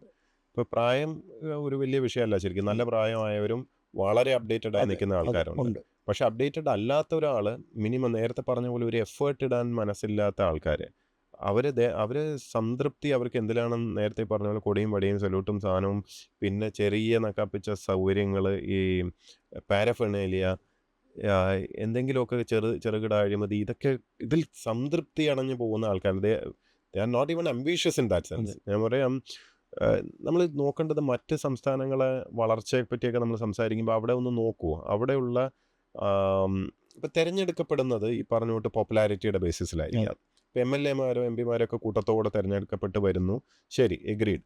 നമുക്ക് ആൾക്കാരുമായിട്ട് വ്യക്തിബന്ധം കാത്തു സൂക്ഷിക്കുന്നവരും 1-on-1 കിട്ടുന്ന അവർക്കൊക്കെയാണ് തിരഞ്ഞെടുക്കപ്പെടാനുള്ള സാധ്യത കൂടുതൽ. ശരി, അവരെല്ലാവരും വന്നു. പക്ഷേ ഈ കൂട്ടത്തിൽ സീനിയോറിറ്റിയും മറ്റേതും മറിച്ചതും ജാതിയും ഇതൊക്കെ നോക്കുന്നതിന് പകരം അഡ്മിനിസ്ട്രേറ്റീവ് കപ്പാസിറ്റി, കഴിവുള്ള ആൾക്കാർ ആരാണെന്ന് നോക്കിയിട്ട് അവരെ തിരഞ്ഞെടുത്ത് മന്ത്രിസ്ഥാനം ഏൽപ്പിച്ചു കഴിഞ്ഞാൽ അവിടെ സീനിയോറിറ്റിയും ജൂനിയോറിറ്റി ഇതൊന്നുമല്ല, കഴിവ് നോക്കുക. കാരണം ഇറ്റ് ഇസ് അഡ്മിനിസ്ട്രേറ്റീവ് പോസ്റ്റ്, ഇത് ട്രോഫി ഒന്നുമല്ല. ഇപ്പം മന്ത്രിസ്ഥാനം നമ്മൾ പലപ്പോഴും ഒരു ട്രോഫി പോലെയാണ്. ഇത്രയും നാളെ MLA ആയി, സീനിയറായി, ഇന്ന കമ്മ്യൂണിറ്റിയിൽ നിന്നാണ്, ഇന്ന നടന്ന് ആളില്ല, അല്ലെങ്കിൽ അപ്പോൾ ഇന്ന ഗ്രൂപ്പിൻ്റെ ആളാണ്, അപ്പോൾ പിന്നെ മിനിസ്റ്റർ ആവും വേറെ ആരുമില്ല, ഇയാൾ തന്നെ എന്ന് പറഞ്ഞ് വെക്കുന്ന ഒരു സാധനമുണ്ട്. ഇത്രയും നാളായിട്ടൊക്കെ കിട്ടിയിട്ടില്ല, അപ്പോൾ പിന്നെ അയാൾക്ക് കൊടുക്കണ്ടേ, ഇങ്ങനത്തെ പല തോട്ട്സാണ്. അല്ലാതെ ഒരു വകുപ്പ് കൈകാര്യം ചെയ്യാൻ ഏറ്റവും നല്ലത് നമ്മുടെ കയ്യിൽ ഇത്ര MLA-മാരുണ്ട്, ഈ MLA-മാർ അല്ലെങ്കിൽ ഇത്ര MP-മാരുണ്ട്, ഇതിൽ നിന്ന് ഏറ്റവും മിടുക്കൻ ആരായിരിക്കും അല്ലെങ്കിൽ മിടുക്കി ആരായിരിക്കും, ആ ഒരു രീതിയിലല്ലല്ലോ നമ്മൾ അപ്രോച്ച് ചെയ്യുന്നത്. എന്നാൽ മറ്റ് സംസ്ഥാനങ്ങളിൽ നമ്മൾ ഈ പറയുന്ന ഭയങ്കര പെർഫോം ചെയ്യുന്ന സംസ്ഥാനങ്ങളെടുത്ത് നോക്കിയാൽ നമുക്ക് ആക്ച്വലി ഒരു കാര്യം കാണാം. അവിടെയൊന്നും നമ്മുടെ അത്രയും വിദ്യാഭ്യാസം ഇല്ല എന്ന് പറയുന്നത്, നമ്മുടെ ഇത്രയും ലിറ്ററസി റേറ്റ് ഇല്ല എന്ന് പറയും, നമ്മുടെ അത്രയും പ്രബുദ്ധത ഇല്ല എന്നൊക്കെ പറയും. പക്ഷേ നിങ്ങൾ എടുത്തൊന്ന് പരിശോധിച്ച് നോക്കുമോ, ഈ തെലങ്കാനയായാലും തമിഴ്നാടായാലും അവിടുത്തെ വളരെ ക്രൂഷ്യലായിട്ടുള്ള മിനിസ്ട്രീസ് കൈകാര്യം ചെയ്യുന്ന ആൾക്കാർ ഭയങ്കര പ്രൊഫഷണൽസാണ്. അല്ലേ? എല്ലാം പ്രത്യേകിച്ച് ഈ തമിഴ്നാടും തെലങ്കാനയൊക്കെ വ്യവസായ വകുപ്പ് മന്ത്രിമാരൊക്കെ വിദേശ MBA-യും BTech-ഉം ഒക്കെ ഉള്ള അവരുമായിട്ട് സംസാരിച്ചിരിക്കുമ്പോൾ തന്നെ നമുക്ക് ഇവര് ആള് കൊള്ളാലോ നമുക്ക് തോന്നുന്ന depth of knowledge and vision, അതിൻ്റെയൊക്കെ ഫലം ഉണ്ടാവുക എന്ന് പറഞ്ഞാൽ അവരുടെ ആ ഒരു ഇന്ററാക്ഷനിൽ വരുന്ന ആ ഒരു മാറ്റങ്ങളുടെ in the coming years you get to see the result. അപ്പോൾ വലിയ MNC-കൾ ഇവരെ കൊണ്ടുവരാനുള്ള കപ്പാസിറ്റി, ഇവരുമായിട്ട് സംസാരിക്കാൻ നേരിട്ട് 1-on-1 ഇടനില നിന്നിട്ട് ആരെങ്കിലും പറയുന്നത് അപ്പുറം ഇപ്പുറം പറയാനല്ല, ഇടയിൽ നിന്നിട്ട് എന്തൊക്കെ നടക്കും എന്നറിയോ. ഇടയിൽ നിന്നിട്ട് ഈ ഡയറക്റ്റ് കമ്മ്യൂണിക്കേഷൻ ഇല്ലെങ്കിലാണ് അഴിമതി പോലും സംഭവിക്കുന്നത്. കാരണം നിങ്ങൾ പേരിൽ എന്തൊക്കെയാണ് നടക്കുന്നതെന്ന് പോലും നിങ്ങൾ അറിയില്ല. അപ്പോൾ അൺഫോർച്ചുനേറ്റ്ലി ആ ഒരു സെലക്ഷൻ പ്രോസസ്സ് ഉണ്ടല്ലോ, കഴിവുള്ള ആൾക്കാരെ കഴിവുള്ള ജോലി ഏൽപ്പിക്കുന്നത്, അത് കുറച്ചുകൂടെ ഒരു പൊളിറ്റിക്കൽ മെച്യൂരിറ്റി വരുമ്പോഴേ അത് നടക്കുകയുള്ളൂ. ഇപ്പോൾ സെൻട്രൽ ഗവൺമെൻറ്റിൽ നമ്മളത് കുറേ കാണുന്നുണ്ട്. ഇപ്പം ക്യാബിനറ്റിൽ ഹൈലി ക്വാളിഫൈഡ് ആൾക്കാരൊക്കെ ഇരിക്കുന്ന കാണാം. അപ്പോൾ അവർക്ക് ഒരുപക്ഷെ പൊളിറ്റിക്കൽ ബാക്കിംഗ് അത്രയും ഇല്ലാത്തവരായിരിക്കും. അവർ ഇത്ര വോട്ടിന്റെ ഭൂരിപക്ഷത്തിൽ അത് ജയിച്ചു. നോക്കാൻ കുറച്ചുപേരുണ്ടല്ലോ സീനിയറായിട്ട് ഇരിക്കുന്ന ആ ടോപ്പിലിരിക്കുന്നത്, അത് മതിയല്ലോ, ബാക്കി എല്ലാം അതെ, നന്നായി നടക്കും. സീനിയർ അവര് ആ ഒരു ആംഗിൾ പൊളിറ്റിക്കലിൽ അതെ, നോക്കുകയും ബാക്കി പ്രൊഫഷണലി നോക്കേണ്ട കാര്യങ്ങൾ പക്ക അതെ പ്രൊഫഷണൽസിനെ ഏൽപ്പിക്കുക. അതെ അപ്പോൾ അതെ ചില അതുകൊണ്ട് തന്നെ ചില മിനിസ്റ്റേഴ്സ് നമുക്ക് ഭയങ്കര ആരാധന തോന്നും. ഓ, അതെ എന്ത് രസമായിട്ടാണ് അതെ ഇവർ കാര്യങ്ങൾ ചെയ്യുന്നതും അതെ അതെ പറയുന്നതും നമുക്ക് അതെ തോന്നുന്ന രീതിയിൽ വരും. അതെ they may not be very senior അതെ അതെ മിനിസ്റ്റേഴ്സ്. അതെ അപ്പോൾ അവർ രാഷ്ട്രീയമായിട്ട് അവരുടെ പാരമ്പര്യം എന്താണെന്നും ചോദിച്ചാൽ വലിയ ഇതൊന്നും പറയാനുണ്ടാവില്ല. അതിൻ്റെ ദാറ്റ് ആവശ്യമില്ല. Is one problem. നമ്മളിപ്പോൾ നാട്ടിൽ നമ്മുടെ ഇവിടെ ഒരു പ്രൊഫഷണൽസ് രാഷ്ട്രീയത്തിൽ വരുന്നുണ്ടോ? ഇല്ല. നമ്മൾ ഇവിടെ രാഷ്ട്രീയത്തിലേക്ക് വരാനുള്ള ക്വാളിഫിക്കേഷൻ എന്താ പറയുന്നത്? നമ്മൾ പറയുന്നത് പോസ്റ്റർ ഒട്ടിച്ചിരിക്കണം, പോലീസിന്റെ ജയിലിൽ കിടക്കണം, അടി കൊണ്ടിരിക്കണം, ഇടയ്ക്കിടയ്ക്ക് ജയിലിൽ പറയുന്ന പലരും കിടക്കണം, ജയിലിൽ കിടക്കണം. ഇതൊക്കെയാണ് ഒരു ഒരു ഒരു രാഷ്ട്രീയ പാരമ്പര്യം എന്ന് പറയുന്നത്. രാഷ്ട്രീയം എന്ന് പറഞ്ഞാൽ ഇതൊന്നും അല്ല. രാഷ്ട്രീയം എന്ന് പറഞ്ഞാൽ നിങ്ങളുടെ നിത്യജീവിതത്തിൽ രാഷ്ട്രീയമുണ്ട്. അതെ നിങ്ങൾ രാഷ്ട്രീയ പാർട്ടിയിലോ കൊടി പിടിച്ചോ അങ്ങനെയൊന്നുമല്ല അല്ല രാഷ്ട്രീയം അല്ല ചെയ്യുന്നത്. നിങ്ങൾ രാഷ്ട്രീയം നിങ്ങളുടെ ഓരോ ഡിസിഷനും രാഷ്ട്രീയം. അതെ നിങ്ങൾ എന്താ പറയുക, ഒരു സിനിമ കാണാൻ പോകുന്നുണ്ടെങ്കിൽ അതിൻ്റെ ടിക്കറ്റ് എടുക്കുന്നതിൽ പോലും അതിൽ രാഷ്ട്രീയമുണ്ട്. ഏത് അതെ സിനിമ കാണുന്നു എന്നുള്ളതിൽ രാഷ്ട്രീയമുണ്ട്. അതെ നിങ്ങൾ എവിടെ ചെല്ലുന്നു, ഏത് കൈൻഡ് ഓഫ് ലൈക്ക് എന്ത് സപ്പോർട്ട് ചെയ്യുന്നു, ഇതെല്ലാം നിങ്ങൾക്ക് വ്യക്തിപരമായിട്ട് തീരുമാനിക്കാവുന്ന കാര്യങ്ങളാണ്. അതെ നിങ്ങളുടെ ഒരു പർച്ചേസിൽ പോലും ഒരു രാഷ്ട്രീയമുണ്ട്, അതെ അല്ലേ? അപ്പോൾ രാഷ്ട്രീയം നിത്യജീവിതത്തിലുള്ളതാണ്. ഇത് വളരെ ഇൻഡിപെൻഡൻ്റ് ആയിട്ടുള്ള തോട്ടുള്ള ഒരു വ്യക്തിയെ സംബന്ധിച്ചിടത്തോളം അയാളുടെ നിത്യജീവിതത്തിലെ ഓരോ തീരുമാനത്തിലുമുള്ള ആ പൊളിറ്റിക്സ് ഇൻഡിപെൻഡൻ്റ് ആയിട്ട് എടുക്കും അയാൾ. അതെ ഇൻഡിപെൻഡൻ്റ് ആയിട്ട് അതിന് ഒരു രാഷ്ട്രീയ കക്ഷിയുടെ ഉത്തരവനുസരിച്ചൊന്നും ആയിരിക്കില്ല അതെ ചെയ്യുന്നത്. അതെ പലപ്പോഴും ഒരു രാഷ്ട്രീയ കക്ഷിയിൽ ചേർന്നിട്ടുള്ള അവർ പറയുന്നത് മാത്രം അനുസരിച്ച് അടിമയെപ്പോലെ ജീവിക്കുന്ന ആൾക്കാരുണ്ടല്ലോ, അതെ അതിൽ പലരും വിചാരിക്കുന്നത് അതാണ് രാഷ്ട്രീയം എന്നാണ്. അതെ സ്വതന്ത്രമായിട്ട് സ്വന്തം ബുദ്ധി ഉപയോഗിച്ചിട്ട് രാഷ്ട്രീയ നിലപാടുകൾ മാറി മാറി എടുത്തുകൊണ്ടിരിക്കുന്ന വ്യക്തിയെ നോക്കിയിട്ട് പറയും അയാൾ അരാഷ്ട്രീയവാദിയാണ്. അതെ രാഷ്ട്രീയമാണ്. ഈ അരാഷ്ട്രീയം എന്താണെന്നും രാഷ്ട്രീയം എന്താണെന്നും തിരിച്ചറിയാതെ പോകുന്നത് കേരളത്തിൽ മാത്രമായിരിക്കും ഇങ്ങനത്തെ ഒരു കോമഡി ഉറപ്പായിട്ടും നടക്കുന്നത്. ഉറപ്പായിട്ടും ശരിക്ക് ഒരു രാഷ്ട്രീയവും അറിയാതെ ബ്ലൈൻഡായിട്ട് മേലേന്ന് പറയുന്ന തത്തമ്മ പൂച്ച പൂച്ച എന്ന് പറഞ്ഞു പോകുന്ന ടീംസാണ് യഥാർത്ഥത്തിലുള്ള രാഷ്ട്രീയവാദികൾ. അവർക്ക് രാഷ്ട്രീയം എന്താണെന്ന് അറിയില്ല. അവർക്ക് അറിയാവുന്നത് മേലെ നിന്നുള്ള ഉത്തരവ് അതേപടി നടപ്പിലാക്കുക എന്നുള്ളത് അല്ലാതെ അടിമ എന്ന് പറയുന്നത് അതാണല്ലോ. അതെ മെൻ്റലി സ്ലേവ് ആണ്. നിങ്ങൾക്ക് സ്വന്തമായിട്ട് ഇൻ്റലക്ച്വൽ കപ്പാസിറ്റി ഉപയോഗിക്കാനുള്ള കഴിവില്ല, അല്ലെങ്കിൽ അത് അടിയറവ് വെച്ച് പോയി. ചിലപ്പോൾ നിങ്ങൾ ഒരു ഇക്കോ സിസ്റ്റത്തിനകത്ത് പെട്ടുപോയതുകൊണ്ട് ഗതികേട് കൊണ്ടായിരിക്കാം. അതെ ഇപ്പോൾ മോളിൽ നിന്ന് പറയുന്നത് അതേപടി ചെയ്തു പോകുന്നത്.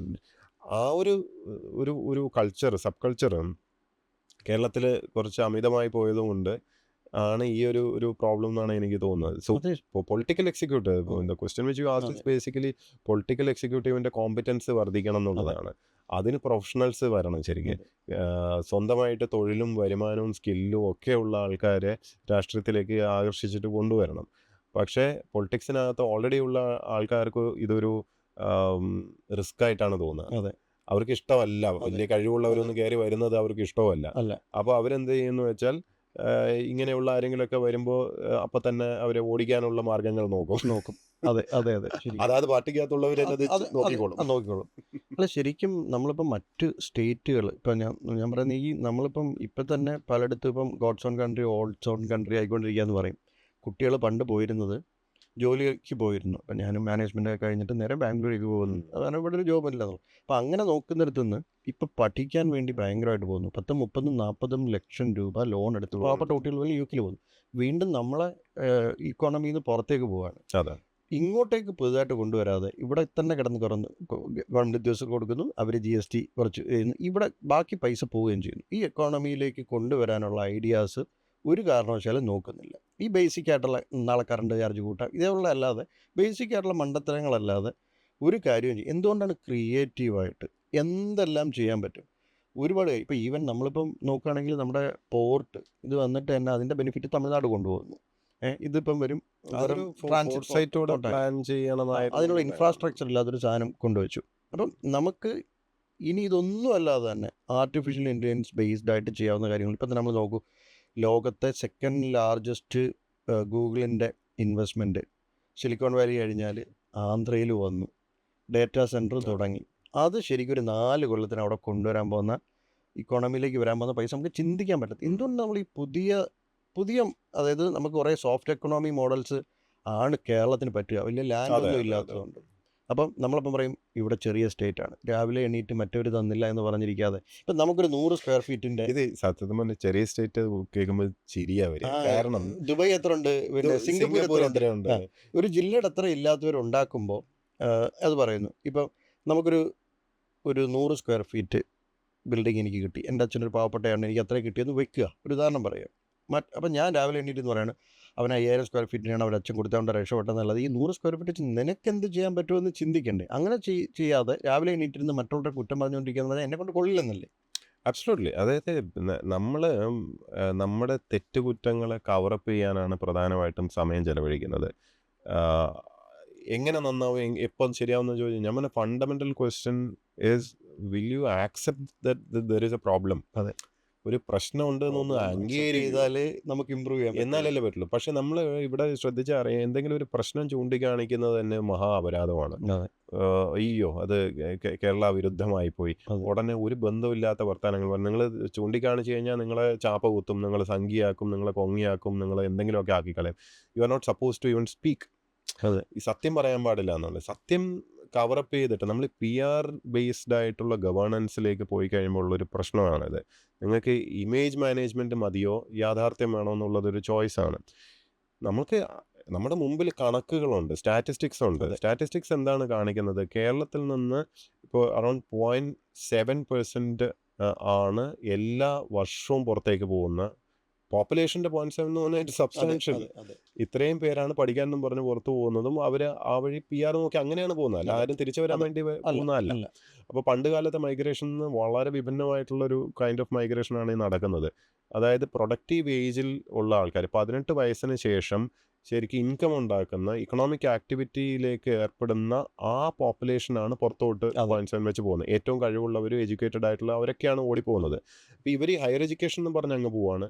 ബാക്കിയുള്ളവർ ഇവിടെ പഠിച്ചു കഴിഞ്ഞാലും ഇവിടെ എഡ്യൂക്കേറ്റഡ് അൺഎംപ്ലോയ്മെൻറ്റ് ഏറ്റവും ഹൈ ആണ് കേരളത്തിൽ. അപ്പം കേരളത്തിൽ 30% മേലെയാണ്.